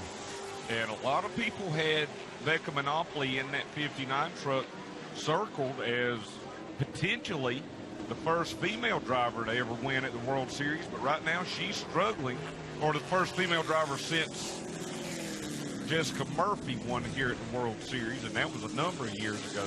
But Monopoly struggling as now the 37 truck of Nick Hernandez, the quick qualifier, moving up. Hernandez has a pretty good race truck, that 37, holding that bottom line and running strong on the inside, never slipping up a bit as Monopoly gets shuffled back in the outside lane. Next to try to make a move, a truck that we've seen sideways a lot here early on, is Brennan Pletcher. And these trucks of everything that we've seen here this week are more similar to a late model stock car, limited late model, or the trucks that race up in the Carolinas.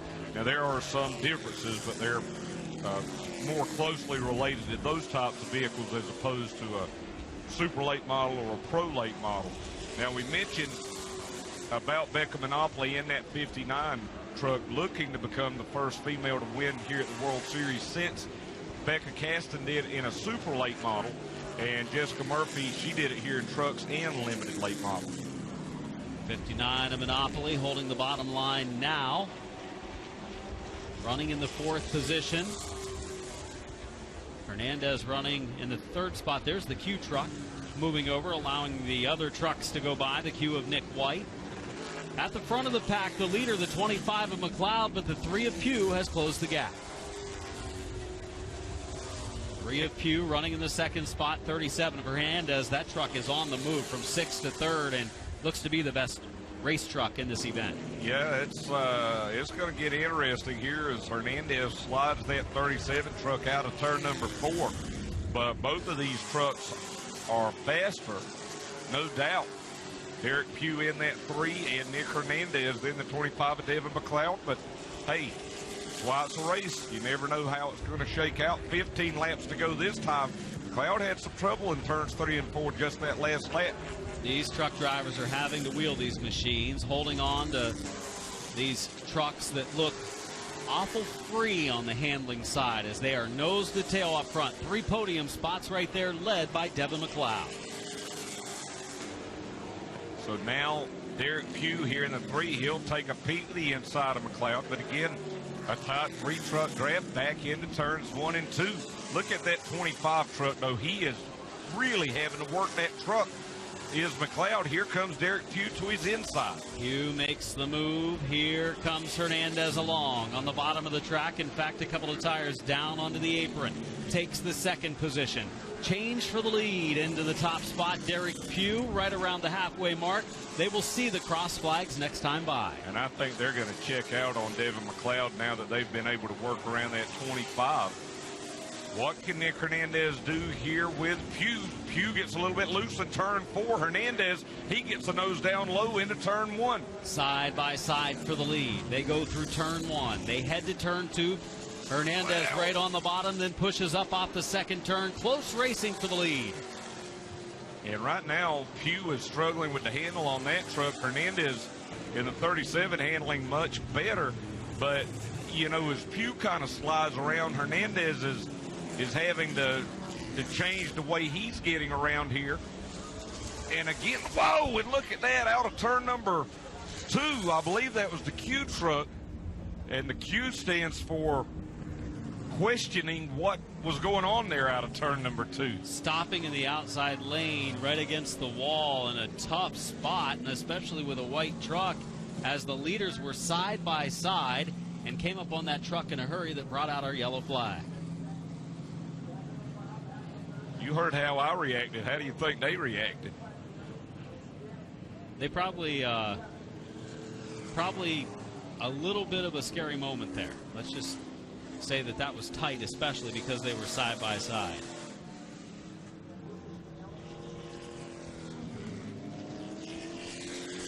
We would tell the folks at home who won the truck race tonight from Daytona, but we don't want any spoilers. No, I heard it was a squeaker. I heard it was a squeaker. I ruined the first duel at Daytona for a lot of the fans last night because I said who won. So I'm not going to do that tonight. But it was a squeaker, we understand, which we actually had a monitor up here to see what was going on earlier. And our producer, Mark Keeler, took it away because he didn't think we could do two things at one time. I was going to start calling the action, I know especially, especially with both of the trucks going on. Very confused. So Derek Pugh is the leader here in the truck number 3. Nick Hernandez rides second in the 37 truck. Devin McLeod, the early leader, third in the truck number 25. Becca Monopoly in the 59X rides in fourth, and fifth, the 92 of Brennan Pletcher. Bray Holmes running in the 6th spot. Leroy Moore running in 7th. Dodge Carlbert running 8th. Lucas Leone running in 9th. And Vince Keeler running in the 10th spot. Next time around, we're going to send them back green. It's pretty interesting to me that Derek Pugh is going to restart here on the inside. We've seen that the outside is the better way to go all week. And I would at least think that if Nick Hernandez can get up to his outside no better than that 3 truck is handling, he should be able to pull him on the outside. But let's see. I'm sure Derek Pugh had his reasoning. Green flag off of turn number 4. We get them underway. 11 laps from the finish into turn 1. Good restart for Pugh. Yeah, and that was what we were talking about. Hernandez was not alongside him in turn 1, but now he's going to get a good run here out of turn number 2, trying to move around the outside of Pugh through turns 3 and 4. Pugh holds it right on the bottom line, but you just watch as that truck, you wait for it to get sideways, because we saw it get sideways a number of times before the yellow. Therefore, Hernandez drops in line behind him. Hernandez going to try to set up a run to the bottom, as we saw right before the yellow. If I'm Derek Pugh, I'm going to do everything I can do to keep that 3 truck right down on the bottom and make Nick Hernandez bump me or try to go around on the outside. But if that 37 can get a nose down on the inside of him here between turns 1 and 2, maybe even out of turn 2, I think it's going to be good night, Irene. Palmetto, Florida driver Nick Hernandez pulls alongside the 3 of Pugh. Up the track, they make some contact coming to the line. You know, we've talked about it all week, momentum with the Pro Late models, and that's why we've seen a lot of the bumping and banging that we've seen. And right now, the only thing holding Nick Hernandez back is his momentum continues to get broken from the contact. Going to try to make another run to the inside lane. All it would take is one little bobble from the 3 of Pugh, and Hernandez would be easily able to scoot by. But so far, Pugh has done a pretty good job in the outside lane. They go up the track a little bit. Sideways again, Hernandez. Pugh pulls forward again. You know who might be in the best spot right now? Devin McLeod in that 25 truck. As we watch him come off of turn number 4, the line again this time will be the 3 of Pugh. Pugh having some transponder issues showing up at times on timing and scoring. So you might notice that at the top of the screen in the ticker, some of his laps not registering. Nonetheless, he is the leader with Hernandez running second. Now, Hernandez is going to get a good run on him this time out of turn number 4, and this may be where he's able to do it. He's alongside here, but he's starting to break loose a little bit on his own now down on the bottom. Pugh pulls forward again, going down into turn number 3. Hernandez pulls alongside. He's been able to pull up alongside, but each time gets a little bit too free, and then the 3 of Pugh is able to get back around him, and Pugh leads again at the line. I think these two are going to wreck. I may be wrong, but they're just so racing so hard. And you're right. They're on edge right now. And Hernandez wants it bad. He came from 6. He set fast time earlier. That 37 truck is good, but it's a little free. 3 laps remaining for Pugh and Hernandez. Well, the issue right now that Hernandez has is exactly what you said. You know, when he made his way up, for whatever reason, that truck was handling a lot better. I didn't think there was any way in the world Derek Pugh was going to be able to hold him off, but at least for now, he has. And you notice Pugh is just keeping his truck in that second lane. He likes it up there with 2 to go, giving that whole inside lane to Hernandez. He's thought, you know what, you've been down there a number of times, you haven't been able to pull it off yet. All right, a couple of truck links as they go back into turn number 3. Pugh and Hernandez coming around this time to get the white flag. Oh, boy. 1 to go. Let's see if I was right or if these guys are going to prove me wrong. They go into turn 1 and 2, final lap of the race. Hernandez up the track, spin sideways. That's going to help Pugh pull away down to turn number 3. That might have been all it takes for that number 3 truck to pick up the win. Going into turn 4, a couple of truck links ahead. Off of the corner, Derek Pugh, second fast in qualifying. Hand out the window, celebrating a win in the Pro Truck 25-lap feature on night number 8 of the World Series. A good race, an exciting one, one of the most contested battles we've seen this week. Up front for a victory is Pugh, able to hold off Hernandez. The top 2 qualifiers battle down the stretch for a win. Devin McLeod takes the 3rd position. Brennan Pletcher takes 4th. Becca Monopoly takes the 5th spot. Bray Holmes in 6th. Leroy Morris 7th. Dodge Carlbert 8th. Brandon Martin finishes 9th, and Todd Hagg finishes in the 10th position here tonight. As Derek Pugh, well earned in this one. We didn't think he was going to be able to hold off the 37 of Hernandez, and those trucks were pretty equally prepared. That 3 of Pugh was just good enough. And actually pretty solid in that second lane. Didn't get us sideways. Didn't lose momentum. And Pugh finds victory lane for the first of 2 nights of Pro Truck competition. They'll be back again tomorrow night in a Pro Truck Series race. As we have the Ground Pounders getting ready to come onto the track. They'll be up next as the winner, Derek Pugh, celebrates in victory lane. As Alan Dietz makes his way down onto the racetrack. Took the scenic route, heads toward victory lane, and eventually we'll talk to Derek Pugh. Thanks, Adam. And we're going to turn Derek around here to our cameras. Congratulations, Derek Pugh. How in the world were you able to hold off Nick Hernandez that long? He gave me a run for my money, that's for sure, but wow, this is awesome. I did find my spot. The high line I was pretty fast on, but yeah, that was amazing. I love this track. What does it make you think about the race tomorrow night being 50 laps? Are you content on running that outside, or do you think you got to get this truck where the rear end's a little bit more stable? I mean, obviously there's always more room for changes, but I was just going to ride it tonight, see what we had, save it for tomorrow. But, hey, this is awesome.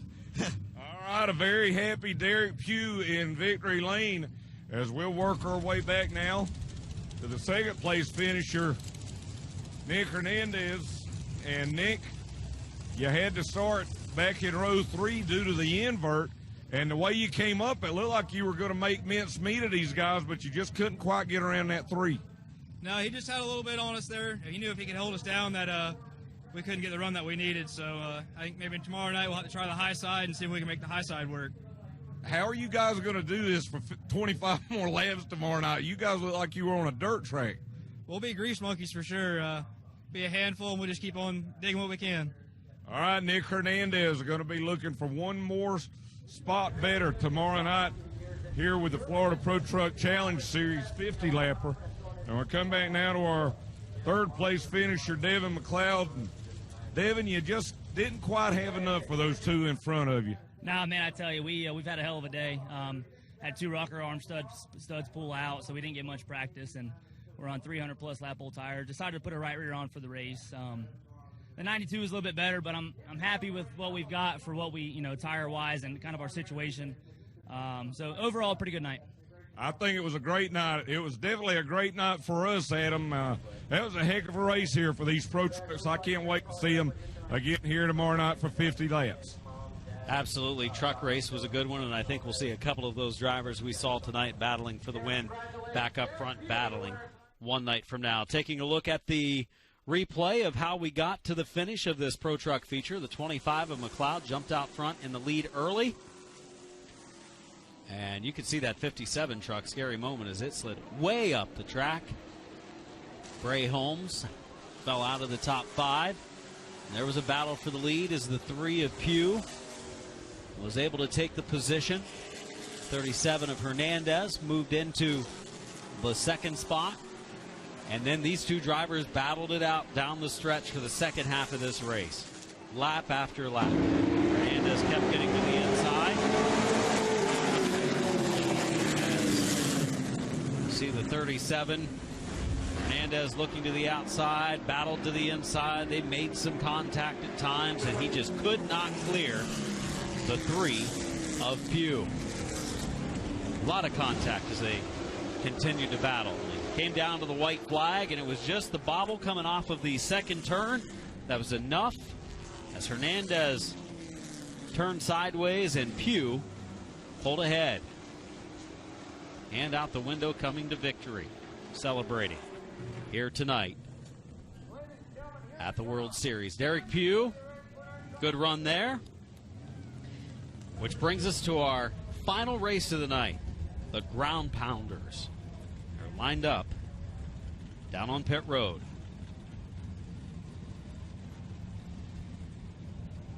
One final night left after this one, night number 9 of the World Series coming up tomorrow. 4 divisions of racing action: Super Stocks, Super Late Model 100, Florida Modifieds back in action, and the Pro Trucks coming. Yeah, we'll crown some more champions here tomorrow night as we wind it all down here on TrackPass on NBC Sports Gold. Our coverage will start again at 7:25 Eastern Time, and hope you can be here. It should be a good one here tomorrow night. Just moments away from rolling these cars off as podium pictures continue to take place and those drivers in their trucks getting ready to take it in. Let's take a look at our starting lineup for the drivers in the Ground Pounders. Jody Modine in the 45, scheduled to be on the pole with the 99 of Charles Pascal from Fort Pierce, Florida, on the outside lane. Gary Smalley will be in the car number 34 from Riverhead, Florida. The car number 44, that Mario Fiore Reggie Ruggiero retro paint scheme from Titusville, Florida, that's Toby Smith. Eddie Freeman out of Deltona, Florida, in the 61, starting 5th. Carl Jones out of Hudson, Florida, starting on the outside of row number 3. Couple of the USA ones, the Vegas that Charlie Jerzombeck made famous. Chris Halton Jr. from Ormond Beach in the 1, and Chris Halton Sr. in the 1H. Ed Crosby out of DeLand, Florida, in the number 7, starting in the 9th position, and starting 10th will be Scott Forbes. Cool cars, cool paint schemes, and a cool fire. Hey, that's a mega bear.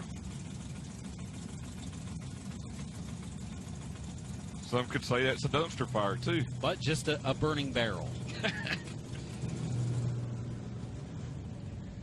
There's the look at our cars getting ready to come out. These cars were parked out in our parking lot earlier, along with some others.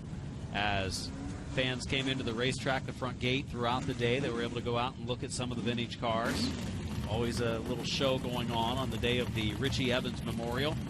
See that 44 car that is like an 80s style modified, and then back behind it, the 61 with that Richie Evans tribute paint scheme of modifieds from the 1970s. And a Pontiac.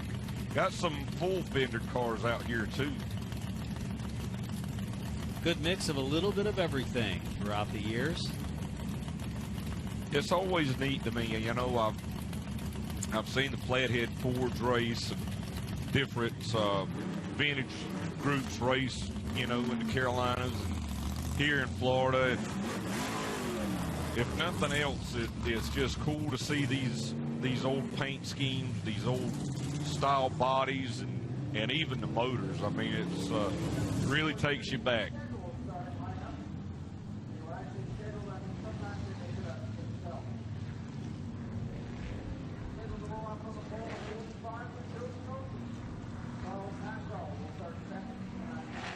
Again, if you want to make any comments about tonight's coverage, you got any questions, hashtag trackpass, hashtag trackpass. Final event of the night here at New Smyrna Speedway.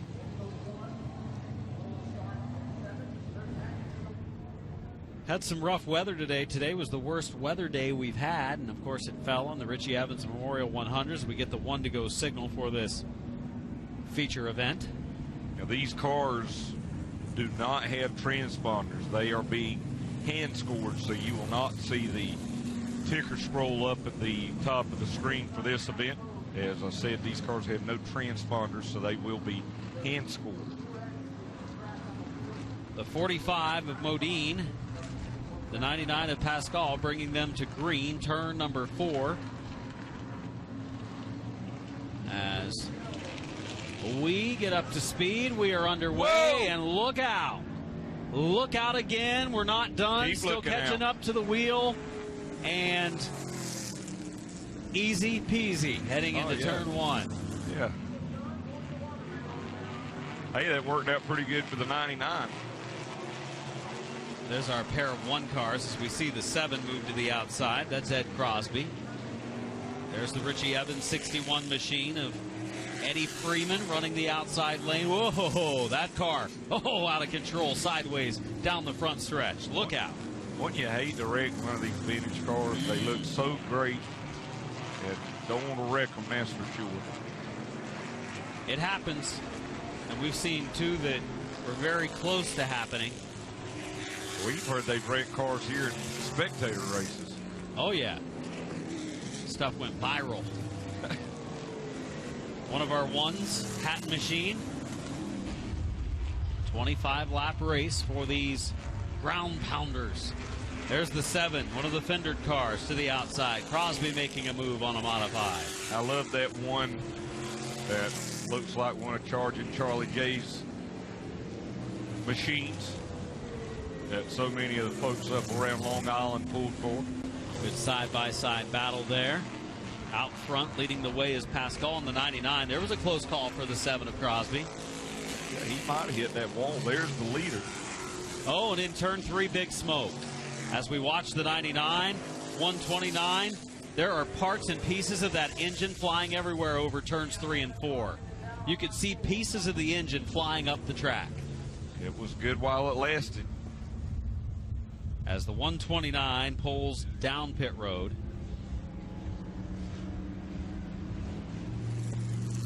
And that will do it for that automobile. Under yellow. And now probably a subsequent cleanup coming our way.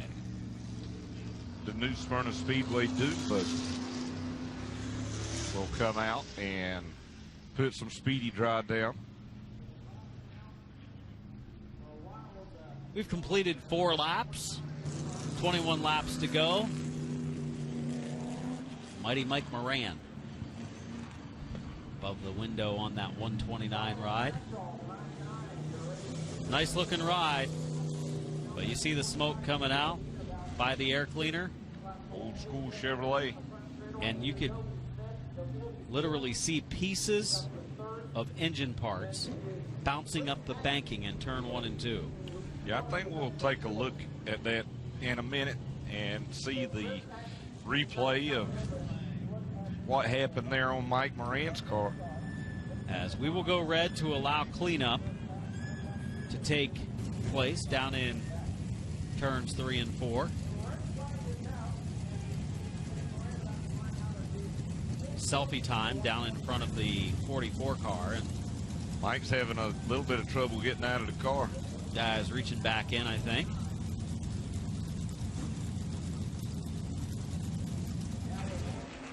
Let's take a look here, and you'll see what Adam was talking about on Mike Moran's car. Look at the and slow-mo. Watch the pieces flying up the track behind it and beside it. And there they go. Yep, just chewing them up. Sparking up the track as they go, as stuff falling out of the side of the block, I'm sure.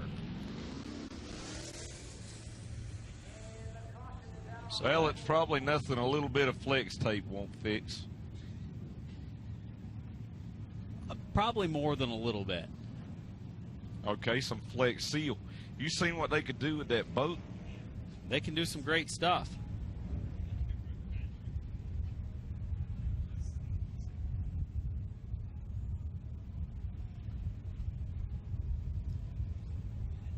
So red flag as they will clean up turns 3 and 4. We are 4 laps into the books of our Ground Pounders 25-lap feature. It will conclude when we return here on Track Pass on NBC Sports Gold.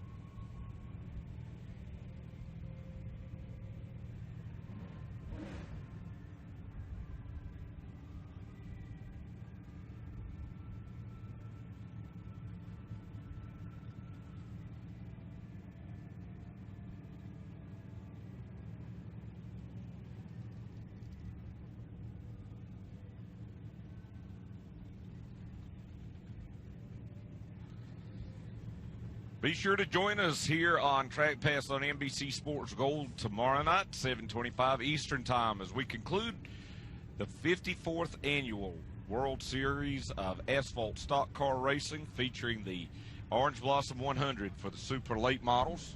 Ty Majeski will be back. Florida Pro Truck Challenge vehicles will go for 50 laps. Crown a champion for the Florida Modifieds, and the Super Stocks will make their first start of the World Series for 2020. Cleanup continues in turns 3 and 4. We've completed 4 of the scheduled 25 laps after the detonation of an engine down in the 3rd and 4th turn. Yeah, Mike Moran's still down in the pit area there as they try to diagnose probably what's left of the motor on that machine. It's down to less. Engine, it's not down. a motor. It's down to less cylinders than some of our bombers had last weekend. Yeah, and I think they had about 1.5. So there are a couple of drivers talking over the retro fire suits. Well, not the black and white one is pretty updated. You know, the 44 car obviously Mike also pulled in the white fire suit saying, "Well, you're just saving our tires." Early in the race, letting the race come to us. Didn't the engine let go? I think we had a top 5 car. Yeah, I think that magneto fell out the bottom of the car. Catalytic converter on it. There's a little cosmetic underneath, but we were coming. Did a good job not to spin in his own liquid because he put plenty of it down. Or the oil.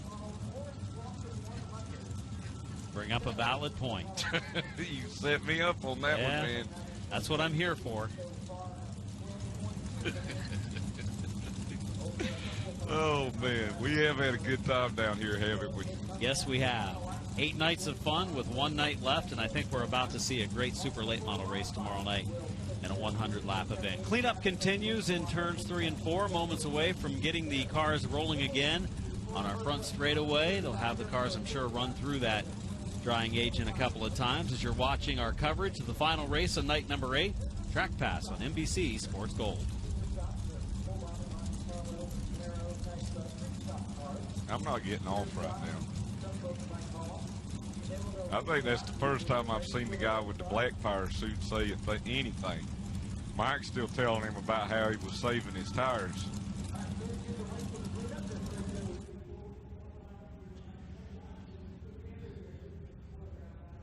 You know what? Once they killed the motors, Adam, it probably was a good time to take a break. But I sure was enjoying trying to figure out what Mike Moran was telling that other guy down there. Well, he killed his motor. Dang near wrecked it.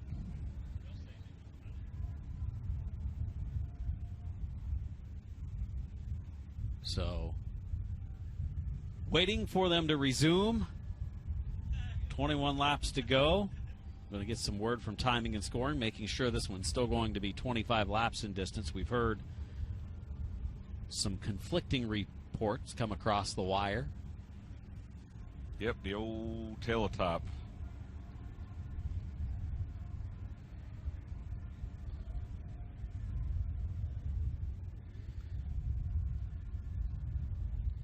Air conditioner kicking back on, cooling things off a bit in here again. Down to 20 laps, so we've got 16 laps to go. Pace car driver back behind the wheel. Well, I thought we were all fair this whole time, Adam, so I'm just kidding. If you can't have fun, then you probably ought to just go home. And for our friends watching on NBC Sports Gold, a lot of them are home. Had a lot of people tune in this week, that's for sure, and watch the coverage from the World Series, hopefully making plans to come down and join us in 2021 at New Smyrna Speedway for the 55th World Series. Yeah. If anything else, folks, come on down and enjoy some great short track racing. You know, you might not want to get in the crowds of the big track up in Daytona, but there is just so much to do. You're about an hour away from Disney World. We saw a rocket launch the other night right here at the racetrack from Cape Canaveral. like I said, great restaurants, and the beach is gorgeous, and it's just a lot of fun. And if you can't be here with us in person, we're glad you watch it on NBC Sports Gold, but sure would love to have you here with us. The drivers that are on the track that have set their cars up for dirt track racing are going to be the favorites now because turn 3 and 4 looks a little more like Volusia than New Smyrna. Well, it looks a lot more like when this track first opened as Daytona Raceway, when Clyde Hart, had it as a dirt track in 1964 for about 1967 6 months. when it was the building started here, just minutes away from the New Smyrna Beach. And then in 1967, when the first race was held on the dirt of New Smyrna Speedway. As we are closing on a restart next time around, 1-to-go signal given this time by our chief starter. I think he's going to, as much as he's had to wave flags this week, he's going to need some Ben Gay on that shoulder. He's experienced, though. He knows how to pace himself through the week. He's much like Matt Hirschman. Oh, yeah. He's the Matt Hirschman of flag. He is. Well, here we go.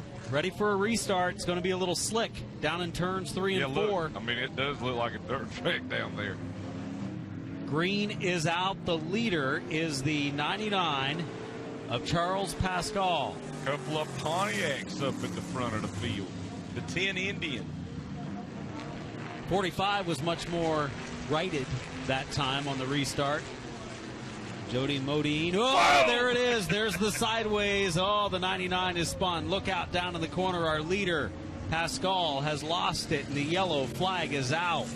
I guess he didn't have it set up for dirt track racing. Did not. It was set up for the asphalt surface, and it's more like a dirt track down there now. Like when the racetrack was originally built. Back in 1967 when it first opened. So we do not complete a lap this time, as the 99 Pascal has spun. Charles Pascal, doesn't that sound like an artist?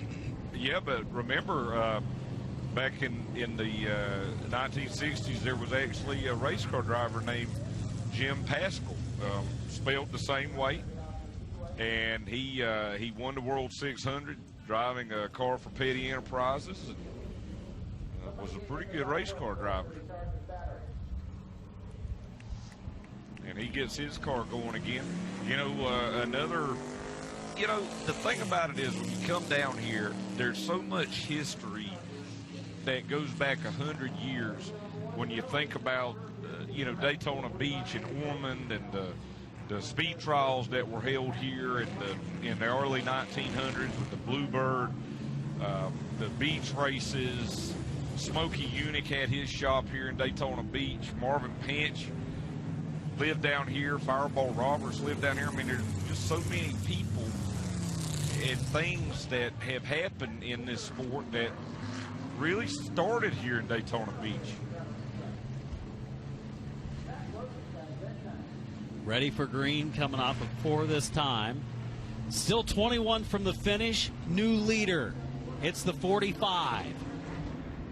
As the green waves coming off the corner. Pretty good restart for the 45 of Jody Modine. 45's, that car is the youngster in the bunch. That's one of those, late 80s, early 90s Pontiac Grand Prix. Looks like a Rich Bickle car from just a couple years ago. Yeah. Up the track it goes in turn 4. Nose to tail. First, second, and third. Mix of full-bodied stock cars and open wheel modifieds as the 1 looks to the inside. One of the Hatton cars. More power in that 1 modified. Yeah, trying to get that Vega, that tribute machine to Charlie Jazombek. One car that didn't make the call that I really enjoyed seeing out there earlier was Red Flying 11, modified tribute car to Ray Hendrick. And it was a really great-looking race car, but was not able to make the start tonight. As Pascal trying to work back up here in the 99. leading the way still, the 45.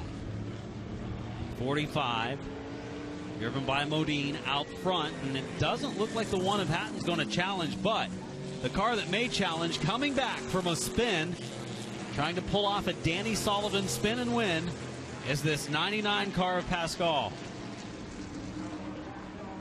You know, one thing I think that's actually helping Pascal down in turns 3 and 4 now is he's running a higher groove and really not getting down where that fluid was late in 3 and 4 for Mike Moran. Well, now he's going to be forced because he's going to come to the inside lane down in 3 and 4 where this 99 car spun a little while ago. A couple of tires down on the flat, but that has really been worked in, and I'm sure the track conditions down in 3 and 4 are pretty good now. Next time around is going to be halfway, and right now losing ground, the 99 running in the 3rd position. Pascal has rallied from all the way at the back of the field, but is now up to the 3rd spot, and it's a matter of getting around the one of Hatton to be able to start trying to run down the leader, Pascal. You know, that car number 99, even though the car predates the period I'm going to mention, but kind of got to look like the paint scheme from Bobby Allison's Miller American cars that he drove in 1985 and 86.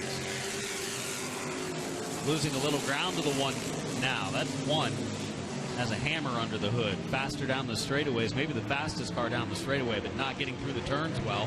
Here's the battle for the 2nd spot. Side by side into turn 3. Picking up the 2nd position is the 99 of Pascal.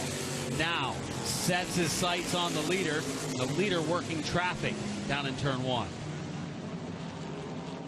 There's Modine out front, started on the pole of this race.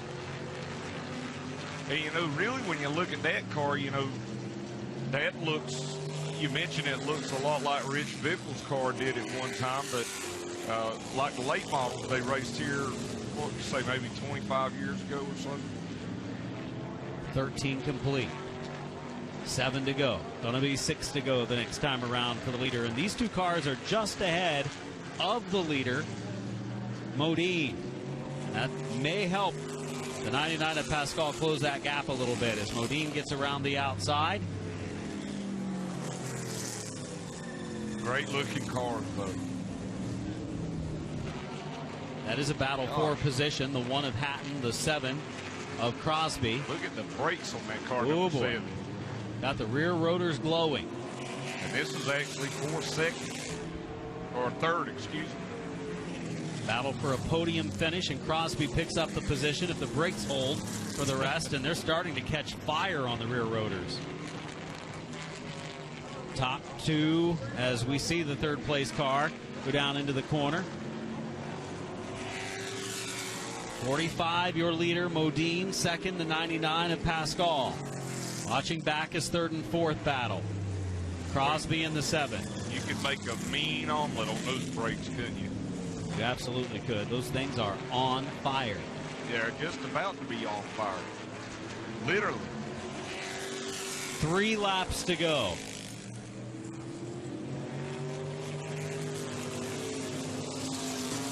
There's the 45. Now, Pascal's closing in a little bit, but he's not going to have enough time. The leader, Modine. Pascal running in 2nd. You see him come off of turn 4. 2 to go. Popsicle sticks in the air.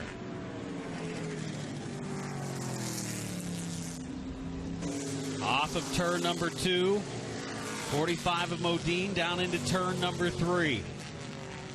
Heading over to 4. Holding a pretty wheel coming off the final turn as the white flag waves.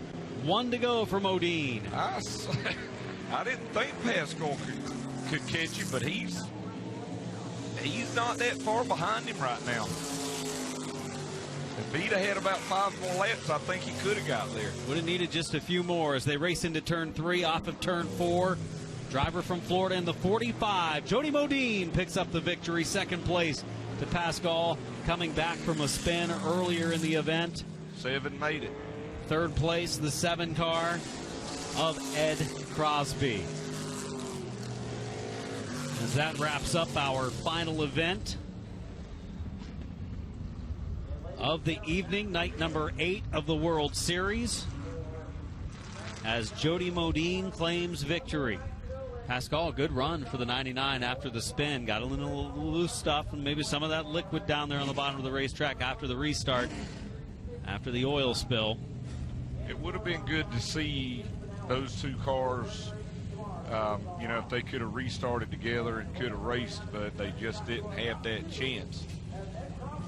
You see the 45 of Modine in victory lane. 99 of Pascal finishing in the second spot as our coverage wraps up with our final race of the evening.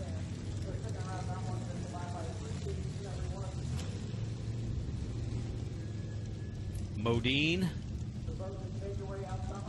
in the 45 claims victory as he'll get ready to climb out. And victory lane, Modine knocks his helmet down onto the ground as he finishes in victory lane. Alan Dietz on his way down track side. So everyone gets to hear a word from our winner tonight. See what he says about how he claimed victory here in the finale of night number 8.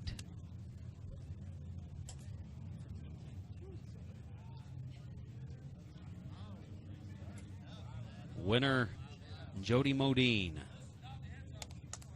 Talking things over with longtime track photographer Jim Jones here at New Smyrna Speedway, and here taking the photos all week long.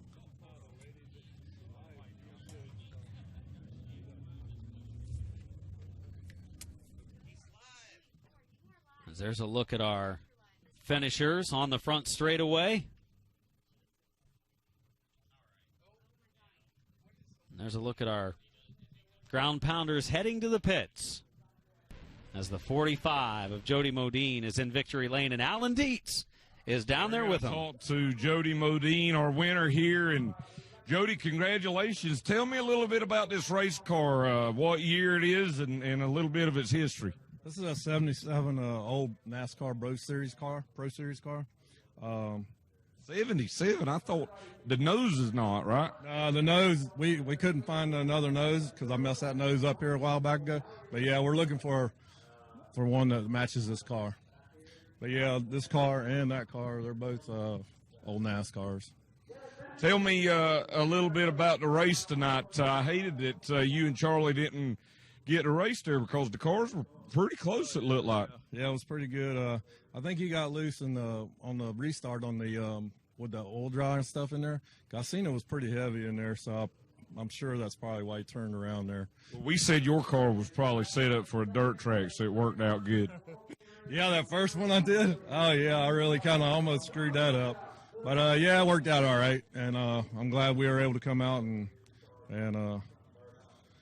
have a little bit of fun and have a victory. Yeah, I agree with you. Congratulations as well. Work our way back to Charlie here, and Charlie coming home with a second place finish. And I was just telling Jody how much I hated to not get to see you two guys race together, but we were joking around up there in the tower that your car must not have been set up for a dirt track. And I tell you, I'd like to have that 5 laps back, and maybe I could catch him, but he's just so smooth. He drives good. He's my cousin, so I got to beat him one of these days. Otherwise, I just can't live it down. So, well, you had him tonight. Go tell him that. Tell me a little bit about this car, what year it is, and a little bit of its history. This is a 78 Harry Gant car. My dad got it off a guy in North Carolina. He passed away August, and he built the motor.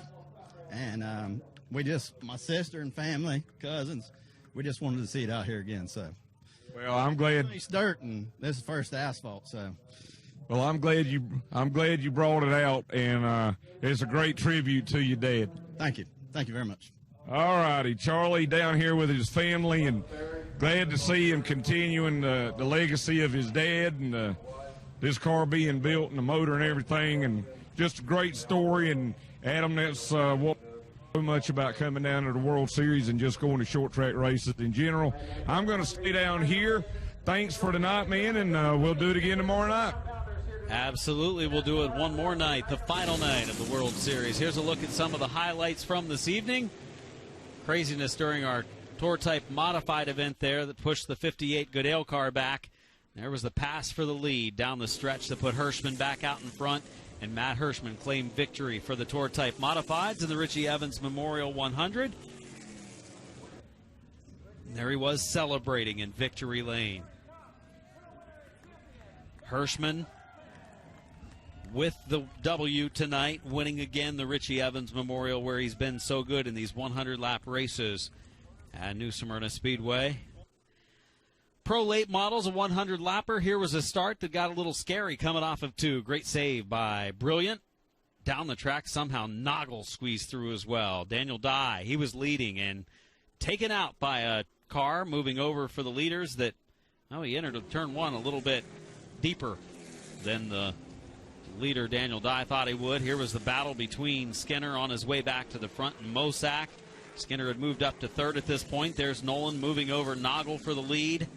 Skinner takes 2nd. At this point, 3-way tie for the championship. Then they change hands, and that puts Skinner ahead for the points lead.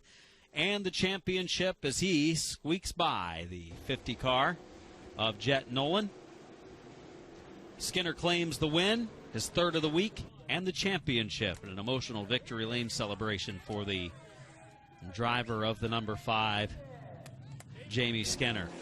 Pro Trucks, Hernandez in the 37, Pugh in the 3. It was the 3 of Pugh somehow holding off the 37 of Hernandez. That was the white flag. Watch them battle on the last lap. And here was the sideways action from the 37 of Hernandez that cost him a chance. The 3 of Pugh claims victory. Pro Trucks tonight. Derek Pugh said, "I love this track," in his post-race interview, and he's got another chance tomorrow night with probably even more starters in the race. And then our most recent event. The leader spins. Pascal has to go to the tail. That gave this 45 car the best chance to claim victory, and he does. Cousins finishing 1st and 2nd tonight, and the Ground Pounders. Tomorrow night, final night of the World Series. 7:25 airtime on TrackPass on NBC Sports Gold. Our schedule of events: Orange Blossom Super Late Model 100 will determine a champion there. Florida Pro Truck Challenge Series 50-lapper. Florida Modifieds 35. Super Stocks 50. As that will be our show to round up our week and what is the 54th running of the World Series of Asphalt Stock Car Racing. Thanks for tuning in tonight. Hope you enjoyed our coverage. We have one night left. Join us tomorrow night if you can't be here at the racetrack. It should be a lot of fun. For Alan Dietz, this is Adam Mackey saying so long from the World Series.